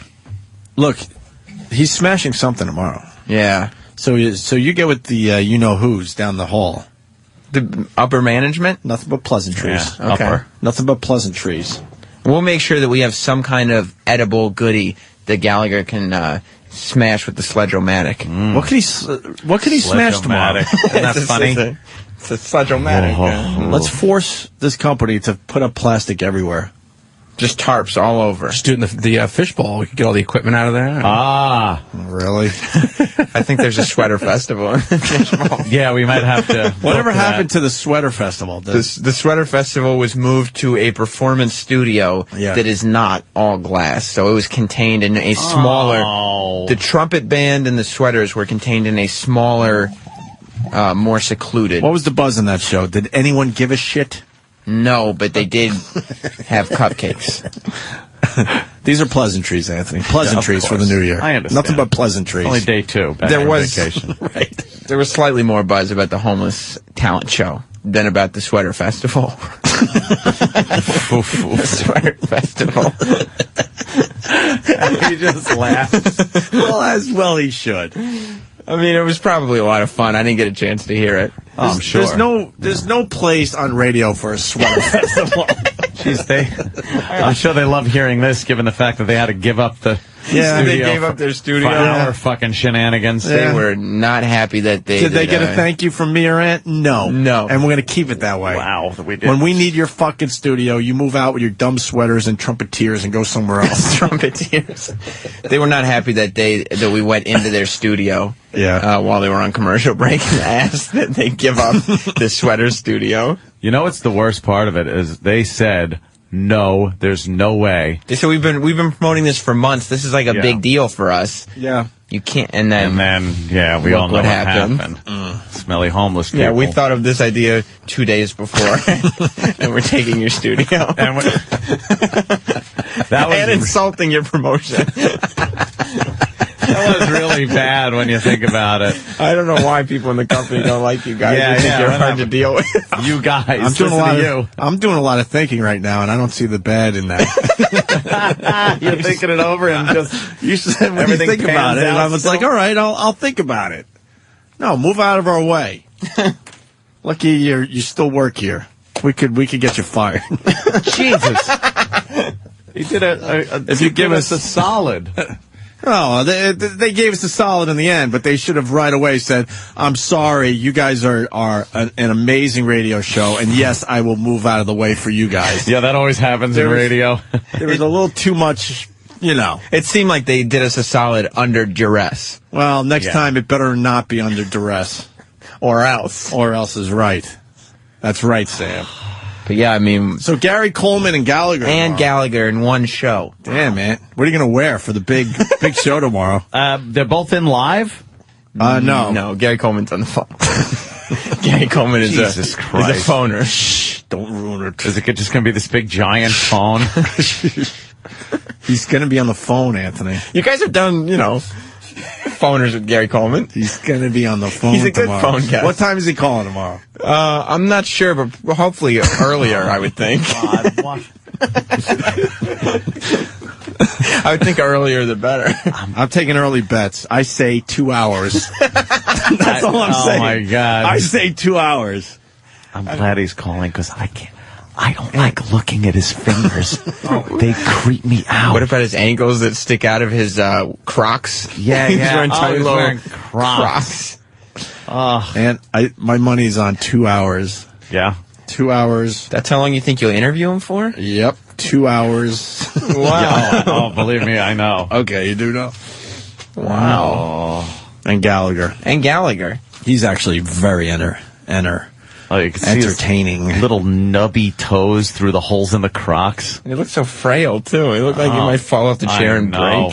He was very rickety as he walked to the chair. And it was very sad. I'm kind of bummed he's not here tomorrow. I'm not. Because I would keep just knocking them over. Oh, you break something. You know that toy when we were growing up, man? That thing. It was like an inflatable thing, but it's heavy on the bottom, and then you just kept bag thing. And you kept punching it, and it would pop right back up. You think Gary Coleman would pop back up? Because if you remember, he said he's got that disease. Was it him or no? Is that other? What was that little freaky kid that came in here that had the same disease as? He was a motivational speaker. Oh yeah, he wasn't a kid. He wasn't a kid. 40. I don't give a shit. I actually follow him on Twitter. Sean Stevenson. Size. Yeah, or Sean Stevenson, something like that. He had the same disease as he fucking worked for Clinton. Glass man or something. He had abs though.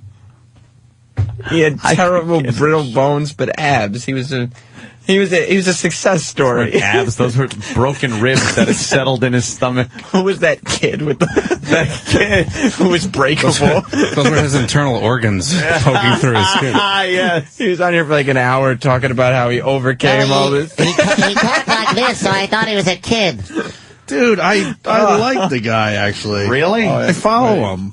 He's very motivational. He creeped me out a little too. But I got his disease confused with Gary Coleman. I thought Gary Coleman had the fucking unbreakable, brittle bone man, glass man disease. What was his name in that movie? Mr. Glass. Yeah. I thought he was Mr. Glass disease, but Gary Coleman had like kidney problems or something. Yeah. Pituitary. Anger problems. And anger problems. Oh, hold on, I'm trying to... Why are you creeped out, Barney? Oh, that's Gary Coleman's hand? Oh, jeez. Look at that. Dude, come on, look at it. It's ashy. I've seen that hand poking out from a white sheet on First 48 so many times. There you go. So many times, like every episode. There you go, Ed, for you. Oh, fucking for you. Those are his abs. That's a kid. He told the story of when he was a kid and he sneezed and broke his arm or something. Yeah. You know, when his wheelchair rolled out onto the patio. Wasn't that what happened? His wheelchair rolled out onto the patio and it fell over and he broke like every bone of his body.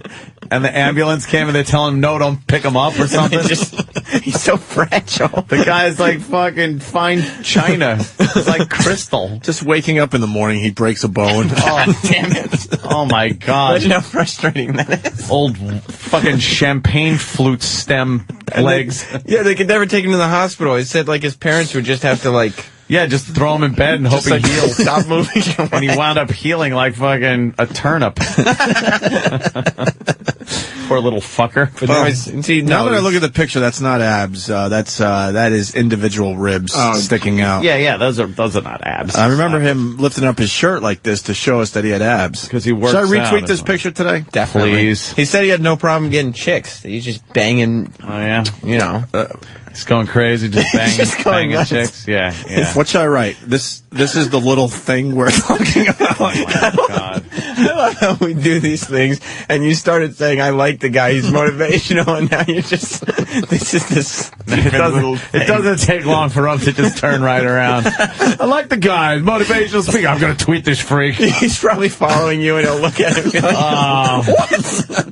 Finally, someone accepts me for the motivational speaker and not the fact that I'm all fuck. Sam, you should live my life. I'm tormented all the time. I try to do the right thing and say that, but then I do get sucked in too easy. So what should I write? This is the thing. The thing that we talked about this morning. Oh my God. I can't write that. He does follow me. The breakable thing. Does he follow you? This is the breakable thing. Okay, yeah. So then that's not as bad. This is the breakable fuck. This is the breakable thing. You sure? What else can I write? Tiny little thing. And help me out. This is the breakable thing. Breakable thing.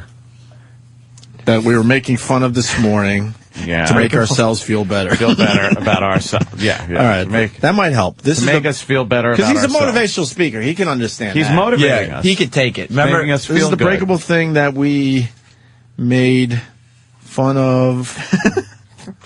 I love how people think we just make this shit up, but no, it's going to be on my Twitter in a second. This is the breakable thing that we made fun of this morning. And what's next? How to go back? All right, this morning. To make us feel better about ourselves. Well, he said that, like, the things people say about him doesn't bother him. He's confident in himself. Yeah. So this should be fine. Yeah. About Our. Oh, I can't write this. Yeah. That's good. Ourselves. All right. And send tweet. There it goes. Opie Radio on Twitter. He is following you, I remember. He is. Fuck. Oh, now he's going to read that. Yeah. Oh, look, my name came up. I'm gonna, oh no. I wonder every day I go home, right? And this is me in my apartment, just waiting for the phone to ring. Yeah. It just never and you wonder rings. why. Make new friendships and then just fucking... Yeah. That should be a New Year's resolution. What? Destroy all friendships. No, I'm saying like we that already idea. did. Like maybe try to make one new friend the whole year. I don't think I made any friends in... No new friends last year? Last year. Dude, I haven't really made any friends. Who's the last friend I would say made? ever. Ever. You're right. No, I think Danny's the last friend I made. Ooh. That was years ago. Yeah. Right? All right, so I guess we got Gary Coleman and Gallagher tomorrow. Yeah. All right. It's going to be a hell of a show. Fred from Brooklyn's going, thanks, Aunt. There's, Fred, I like you. Believe me. You come up with a house, everything's cool, stuff. But as far as a friend goes, it's like a friend is, hey, we're going to Atlantic City. Let's go to Atlantic City kind of a thing. Like friend. You go out, like you and our young Samuel. I'm not friends with Sam. You think you're friends with Sam? No, I'm not. I think it's a clever ruse. Oh, is that it? A clever ruse. Yeah. It's just convenient for me that the two girls are friends. Is that what it is? I think so. We usually just stare at each other. Yeah. Like, is that what it is? Is it all awkward? Always. When the girls are just yapping away. Yapping about products. About products and shit. They like have so much in common, and then you two are just like, hey. Yeah. So, did you see that story? Yeah, we're going to be able to hit on that on Monday. I think it'll be a good Opie starts talking about topic hockey for the show. And I just kind of look at him. And you start talking about wrestling. He looks at me. Throws you out the window. Right. That's pretty much throws it. you through the fucking window into the river. That is pretty much it. Yeah, if you ever break up with your chick, we're done. I know.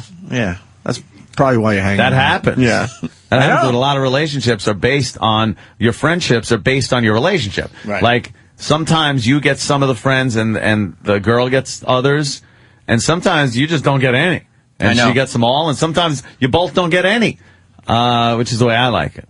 It'd be uncomfortable for me, though, because I'd still hopefully work here, but Jess would still be going over to Opie's house to hang out with Lindsay and or just come over to the house. Why would she come over to the house? What? She might come over my house then at that Why point. would she come over to your house? I'm just thinking. She's never even been to your house. But I'm thinking if you two break up, yeah, like I would welcome her over. She could come over and hang out. And if Sam and Jess break up, right, I will bring Jess to your house. That would be cool. That would be nice. And then we could all hang out. We'll have a couple of cocktails and stuff. She drinks, right? I mean, she will have a cocktail or something. Oh, sure. A little cocktail. She knows how to drink And that hang white out. wine. She enjoys a good movie. Yeah, Oh, she yeah, likes she good. does. We could go I mean, in my, how do you know? We could I'll go answer into the my questions here. personal movie theater. I guess you do and, have a... and watch a movie. I think that'd be a lot of fun. Do you have Ice Age?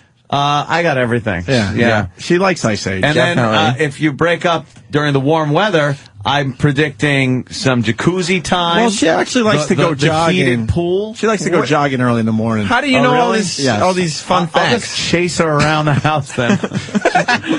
She enjoys a good early morning jog. What do you know what she that- does in yeah. the morning? Yeah. Does she like an early morning I mean, she jog? does. I don't know how this is public.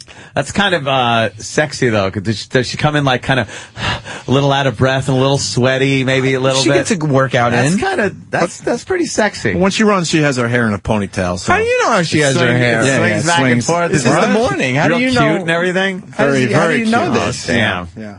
Yeah, so she's invited the second you guys break up. Can we both, like, can I go over? No, and- no. That'll be... If then you you'll want to be... be a cuckold, you you'll be sick what fuck. they're What? called... What's called persona non grata. Which means keep the fuck away from my house. Even now, though, I got cameras outside. I'll see you. No, I know. But while we're still together, while we're not broken up, No, I don't see any upside to that. Like, we could just hang out. No. Nah, you got Opie to hang out with like that. Not so much. That's the thing. Yeah, but it would be even more awkward. guess so. Because then what are we going to do? The three of us will hang out? Or me, Danny, you, and your chick? Invite some people. Opie can come. Yeah, well, I know, but you can go and see him in his place. What do you mean? Oh, shit. Oh, damn. What? Come over. I don't know. I feel like this conversation is taking a turn for the south. Turn for the south? That's an expression. I think it's gone south or taking a turn for the worse. Sam, yeah, that's right. Yeah. I'm hearing from a third party. Oh, shit. That she's good at sexting. Oh, boy. Oh, wow, really? Well, see, here's the thing. I know what party... I love doing that sexting thing. Here's what the party you're hearing that from. Things. Oh, it's fun. Club Soda Kenny would be that party because he has a thing where, for whatever reason, he has her BlackBerry Messenger. Oh, how'd that happen? Oh, that's a little suspect. It is. He'll text her, T-E-X-T, text her something completely innocent, and then all of a sudden, at the end of the conversation, say... We are sexting. That's what we're sexting. Yes. What an asshole he is. That's funny. Are you talking to Kenny? He's got to tell her that they're sexting. Yes, and then she gets uncomfortable. When there's no sex talk. I'm finding out now. From who? Could you From her. What do you mean from her? If she's sexting right now. Forward me her number. No, there's no reason to. Yeah, no. I think it'd be cool that I have. See, if you had a BlackBerry, we could barcode. No, they don't barcode her. If you had a fucking... you can barcode, right? iPhone, I could bump. I don't like bumping when I can barcode. I'd rather bump. Let's do I'm neither. a barcoder. Let's do none of the above. Need her phone number. Need Jess's phone number. For what? I think I should have it. I don't think it's a good idea. Just in case. What if something happens to you here on the job? She's adorable. I should be able to call and say, look, I fired Sam. Well, and, first of all, I don't know. You're cordially invited over to the compound. That implies a lot of things. Number one, leaving in 10 minutes. Oh, shit. Who are you texting? What? Why are you texting Jess that you're leaving? Sexting. Yeah. Sam will be here until wow, Jesus at Christ. least 3 p.m. today. That's beyond inappropriate. She is just cute as a button, too. Well, I thank you. I know. Face of hers. Ooh, you want to squeeze her cheeks and just go, ooh. She's do good you looking. do that? Do you squeeze her cheeks and go, ooh? I've never said it. Day long. What do you mean? She would love that. She wants that bad. Say ooh, well then I'll for do me it. To squeeze her cheek oh, and go, for you. Ooh. I'm uncomfortable because you're saying these things and Opie's typing on his thing and I thought we were talking about Gallagher. Oh, right. The old Sledge-O-Matic. Yes. Yeah, if you know what I mean. Not even a chance. Not even a chance of what? You leaving here before 3? Why? Oh, damn, plenty of work to do. Well, I mean, plenty of work to do, but Sam. she also is at work. Oh? Yes. Plenty of work to do for you. We're a dual income household. Oh, yeah? Yeah. We have to be. She could probably take the rest of the day off. I don't think so. Why? She got a lot on her plate. Well, would it be a financial thing? Because yeah, I mean, I would be happy to compensate her for perhaps doing some filing at my house. Why do you need filed? I have a lot of things on my desk that need filing, and oh, look at those pictures. How much does she make an hour? And about? What is she? An hour? I don't know. She's, she doesn't get paid hourly. Oh man, are you willing to pay her $100 an hour, dude? 100? That's nothing. Oh wow! I would so. I don't have that kind of. Sam, you do need a new TV. Would she? Would she come in and do some filing at my house? I don't think. Probably not. She could be like, because I have a lot of stuff on my desk, so I'm picturing this. She goes, Mr. Kumi, and I go, call me Anthony. Okay. And then as you're hearing, like, I'm coming into the office, and you hear cling, cling, cling, cling, and it's the ice from the drinks. What? She's working, but I have a very loose work atmosphere. All right. So then, look how cute with the cupcake. That's just Danny is just scrolling through hundreds of pictures of she Sam's makes chicks cookies that on we're Thanksgiving. watching. She's so cute with the smile and everything. Like that's us together in that picture. She's smiling. You look all grumpy. I'm not grumpy. Very pretty girl. So Anthony. she's leaning over the desk kind of doing some filing, and I'll do like, you know when you teach someone to shoot pool, you got to kind of get behind them a little and stuff, and I'll go, here, see these bills here, Why? go into this folder, just to show her like how to file. Just how the system is Yeah, run. how Just everything tell is her run. which folder. How many folders do you have? Oh, a lot. A lot? I have a fuckload of folders. You know how much mail I get? It's crazy. Bills and all kinds of tax things. I mean, and just investments and you know what the good thing is too? She'll get a peek at some of the figures on those papers, and I'll get a peek at some figure. What figure? I'm just saying. A figure. No figure. Aunt. Look at her funny faces she makes. She got a great sense of humor. She does. Two words. Kid. Yeah. Magnolia cupcake. What do you? Yeah, she likes Magnolia cupcakes. I don't know why. Really? Where all it's funny. She's carving out a pumpkin like a maniac. And there's the cat. She's very happy at home with the cat and me. Well, you could have the cat. Well, and her both. You know. Aunt likes cats. You know. Well, I'm not giving up the cat or Jess. He likes cats. I don't know what that's supposed to mean. Sounds very uncouth. He likes young uncouth cats. No, I know what you're saying now. I think that's a funny picture. She's carving a pumpkin. Yeah, look. In our apartment. And she's oh, that's your apartment? Is that one of her sexting pics? I thought that was like a break room at work. No, that's the kitchen. Oh, I'm sorry. I thought it was like the break room. See, Anthony's kitchen is as big as a house. Yes, just the kitchen Dan? part. You could tell it's Sam's kitchen by the stuff that's on the counter: Skippy peanut butter and Easy cheese. Oh yeah, she likes Easy cheese. Oh, I bet she wouldn't want to go out to a really nice restaurant. And she likes nice restaurants too. Look how cute, and maybe have like a real dinner or something. Well, I take her to nice restaurants. Dinner conversation that doesn't include wrestling, maybe? Not every conversation includes wrestling. Oh, no. Although she was very upset because last night was a big wrestling night on TV. Oh, boy. Was it? Oh, yeah. The TNA crap. And WWE. It was Monday Night Wars. Can I just say this? Yeah. What a fucking waste. What are you talking about? What are you talking about? What's a waste? Just the last half hour. Just the last that half was hour. it. Thank you, Opie. Oh, okay. Yes. We just used That's it to all get I to the meant. end of the show. That's all I meant. I mean, I guess that's all right, Sam. Complete fucking waste. the half hour. Or? There's no fucking way. I know. That is justified. Well, what else were we going to do after Norton left? Okay, the half hour. What? Yeah, we're just talking about the last half hour. Right. Yeah, okay. yeah. Well, I tried to help out. I don't think I'm following her on well, your Facebook's probably all full up. What about Twitter? She Twitter? No, she was on Twitter, then she deleted her Twitter. Why'd she do that? She didn't like being part of that whole gossipy internet world. But she's got Facebook, right? Yeah, but she keeps it to the people she knows. Well, she knows me. She knows you. She knows. All right, that's good. He believes it. Maybe we could just talk. What's that mean?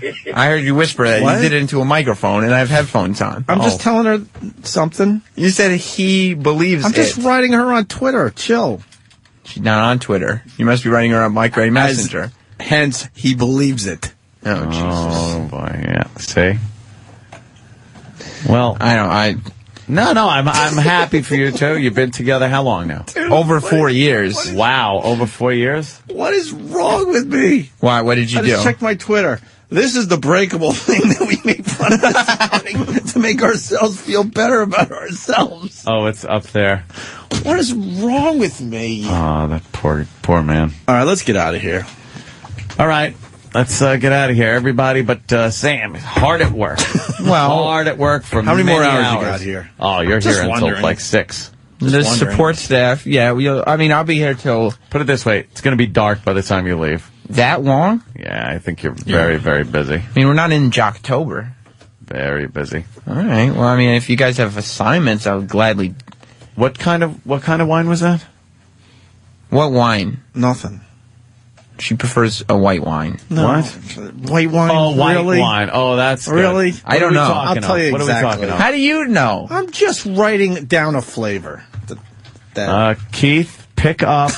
All right. Let me just watch what he... Okay. You got it? Yeah, I got that. I'll text Keith. All right. Well, white wine. I don't know. You're a rookie. It's white. It's white. Can we go home now? Yeah, let's get out of here. Straight home. Oh, my God. Someone's saying she likes half white. Okay, well that's you know She likes what's Janine, the very fucking funny. in between wine? That's the joke. Zinfandel. She likes Zinfandel. Zinfandel. Thank you, Dan. I understand where that Zinfandel. comes from. Huh? I understand where that comes from. Yes, yes. Your mixed heritage that I'm sure her parents are thrilled with. And by the way, your dad. What? Yeah. Greatest treats of all time? Was that the saying? These are some of the world's great treats, I think. Could you ask him if one of his great treats involves sitting on the shitter and eating something? I can virtually guarantee that the answer is no. He doesn't like eating and shitting at the same time? I believe that What's wrong with your father? the list of treats were given, and that's complete. Well, what does he think of that? Shitting and eating? Yeah, could you ask him and come back tomorrow? Yeah, I'll ask him. Every man has eaten and shit at the same time. He probably does not everyone. think it's... I like a big plate of pasta. That's disgusting. Because it pushes everything through faster. Well, I mean, you could eat and then use the facilities when you're finished. Greatest treat of all time. Jess. Oh, well, I mean, you guys don't know, but she is a treat don't to be believe it. around. Believe what you want, Sam. You know, I heard a lot about filet mignon before I had it and knew it was great. Well, I knew it was going to be great. That's all. Well, I hope Just saying. you're a vegetarian then, because I don't know if you'll get to be sampling this treat. I'm just saying, Sam. I hope so. Just saying. If things go awry. Right now, things are very good. We had a good Christmas, good New Year's, everything. You ever walk into a building and it says, in case of emergency, break glass? Yes. I am behind that glass. Well, then for I'll Jess. make sure as to not have an emergency. And I have a feeling you will be bursting into flames. Thus, an emergency. I don't think I will be bursting into flames. Right. I hope not. Well, if it happens. If it happens, I there. guess I'd be out of control. But Just let her know. That's all. I will tell her. You what have my number, right? I have your number. All right, give her my number. I mean, you're the boss. I'd rather not. I don't like thinking of myself as the boss, but since you put it that way, I do have some authority over the minion. I mean, you would have complete authority. So give her my number. I won't even have hers. If she wants to text me, Sexting. so be it. Texting. Can we ask Kenny about this sexting thing? Yes, you may. Where is Kenny? Where is Kenny? There Kenny, he is. what do you know It's on easy this to spot. sexting thing? Sam obviously has me confused with somebody else because I'm a happily married man. Oh, right, I forgot about that. I meant the character Club Soda Kenny. The character. There is a character Club Soda Kenny. As played by somebody other than the man standing beside me. Yes. Yeah, well, I have no knowledge of his little firecracker girlfriend. I don't know. Whoa. I mean, maybe just referring to her temper. She has a temper at times. Does she? Yeah. Oh, yeah. Wow, that's her. Where's her temper? Between her legs? No. Oh, Jesus. I don't even know what it means. But it can't be good. Is she like does she like yell? Oh, yeah. Makes a face like, "Arr!" Wow, I bet that's really sexy. You see those pictures before, how thick her hair is? Yeah. They're wrapping around your hand. Give it a yank. Yeah. Give it a yank. Yeah. He really was excited about that one. He really was. Didn't really go anywhere. Thick her hair is. I mean, she does have she'll have her road rage issues and things like that. She has a thick head of hair, right? I mean, she's got a healthy head on of her hair. head. Oh, What's that What type supposed of to- grooming are we looking at? We're thinking about. Nice. Is there any grooming going on? You mean on her head? No, I mean in other areas. Well, that I are... believe she would prefer that those areas remain off of the airwaves. Oh, okay. Well, again, text. She could text me what's going on down there. I will tell her what your questions are, what line of and questioning. see if she is willing to answer them. That's fine. I don't want to step on any toes here. Of course. Of course not. I don't want to step. No. I think Before it's he hit safe. him with a sledgehammer. Yes. Fuck, I dude. think I've trotted upon a few, but Wow. I bet you it's safe to assume she has no asshole hairs. Kenny Again, Kenny is the worst, man. Just a wager from a happily married man. He's willing to bet. Oh my God. Okay. I mean, Yeah? I've had it. Kenny? Oh, yeah. I mean, I guess a bet is what Yeah. it is. Why don't we go home? Oh, boy. Her hair smell good? Yes, she does. She washes her hair. The nape of her neck smells good and everything? I mean, she keeps herself clean. I bet your pussy tastes like orange sherbet. Well, I don't know why you would come to that. Why would you say, why did you say, I bet your pussy? Sam's Her pussy pussy. probably tastes like it. Oh, damn. He insinuated you have a vagina. Again, no, instead my of a penis. genitalia is external. Oh, is it? Yep. Barely. No, fully. All right. Fully. All right. You got a big hog? I'm doing just fine, thank you very much. Kenny, could you see if he has a big hog? Kenny is patting down guys in his fucking past come on. life. He was a cop. What's wrong with you? What's wrong with you? You just hold steady. assault. Assault? Yeah, sexual assault. Sam, what can he give you a pat down? I would he was not- a detective for many Yeah, years. against the wall. Like Spread a 'em. real pat down, not a sexual pat He might have a bomb in his underwear. Yes. Sam, Yeah, if spread you 'em. will, please. Get against the door and spread them. No, a police pat down, not frisk. Just frisk them. Now put your hands behind your back. Put your hands behind your back. And lace your fingers. All right. Now he's going to hold them. Now he's got to make sure. Wait, still. don't resist. Don't will resist. fuck you up. You will be tased, sir. Be still. Stand up. Sam, Stand up. it's a police pat down. What are you doing? We've Come seen on. you suck on dildos and kiss men. This is just a pat down. What if you had a pat down and you acted like this? Do you think the cop would be that cordial with you? This is against my New Year's resolution. You would have a knee on the back of your neck right now. Well, yes, but I haven't committed any crime. It's Would you agree to a Crime, you're police with that pat girl. down? No. Well, from whom? Kenny, a real police pat down. He's the No. only guy that was on the job. Come on. No, I probably would rather not. Because Kenny is. Let it be known that stand up? Sam is on the floor right now. Are you crying? Well, yes. I see a tear coming out of your eye. I think you're crying. What happened? Because Kenny is the first places that he checks would be my genitals, my groin area, and that makes you cry. Well, I mean, it's not pleasant. He's got a tear. Why you got I a know, tear? You got a tear in your eye. Well, I was laughing, and there's emotions that are happening, and there's violations that are attempting. They haven't yet been, followed through, but they are being attempted. There's no intentions here. I just want to. I think I was saying I don't have enough friends. Yeah. I want a new friend in 2010. That's my goal. And I think Jess, from the pictures I've seen and hanging out with her in the limited time that I have, seems like a very cool person that I could be friends with. That's all. That's all. That's all I was trying to say. I think we have a lot in common. She seems funny. That's all well and good, but still, Kenny is trying to pat down my genitals. Yeah. We just want to And- know how big you are. My New Year's resolution is to stop doing gay activities on the radio.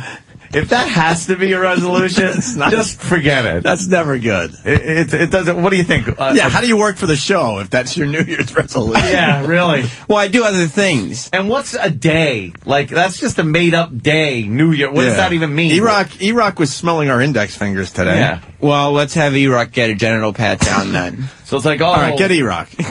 I'm not going to... That's fair. That is fair. E-Rock should have a genital pat Kenny, down. just drag him Kenny in just here. let him go.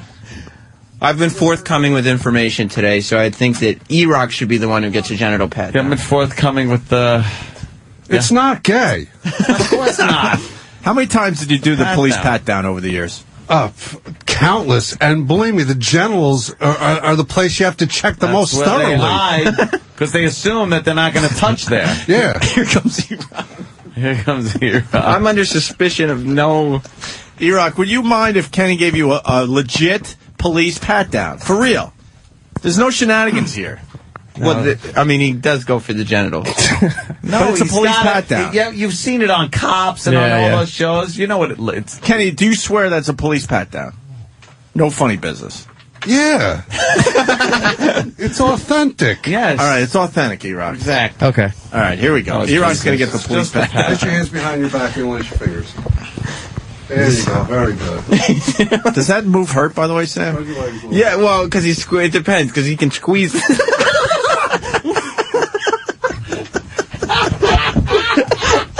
Ow! You see, he's hurting Eric. Ow! And he was Squeeze! He's squeeze his balls. Did you see how E-Rock didn't even move at first? He was just letting him squeeze his dick. Dude, And then E-Rock finally realized, wait a minute, I don't have to allow this this. is going a bit far. No, it's a combination of the genitals being squeezed and then him squeezing harder on your fingers so you can't move. Oh, really? Like now. Yeah, but don't you remember he was giggling at first? He was giggling. Now, Kenny, that was a legit police pat down. Is he packing anything? Yeah, he's got nothing to be embarrassed about. Oh, look at that. All right, Sam, you're up. Now that E-Rock did it. No, I didn't say that I would do it if E-Rock did it. I said E-Rock should do it. Are you a eunuch? Yes, if that will satisfy you. I'm a eunuch, or I have a vagina that smells like sherbet or whatever the rumor is. But wow. Just show the outline of the bulge. Kenny is looking at my crotch. You're hiding it behind the chair. Well, yeah, because he's trying to grab it. Me and Morris shared a cute moment. Mars just removed the mic from your mouth. What? No, we just happened to be at the urinals together. Oh, did you look? And? Oh, yeah. He's all man. Oh, yeah, we're out. We're out of time. Are we? Damn it. Out of time. That'll make a good license plate. I get it. All right. Jess, phone number. Well, again, over the air. That's all I want to say. I just give her yours. Jesus, Yeah, you could do that. That's fucking funny. Sam, thanks for the filler. My pleasure. Thanks, man. We call it filler. Yeah, let's get the fuck out of here. All right, guys. We'll see you tomorrow. Gary Coleman and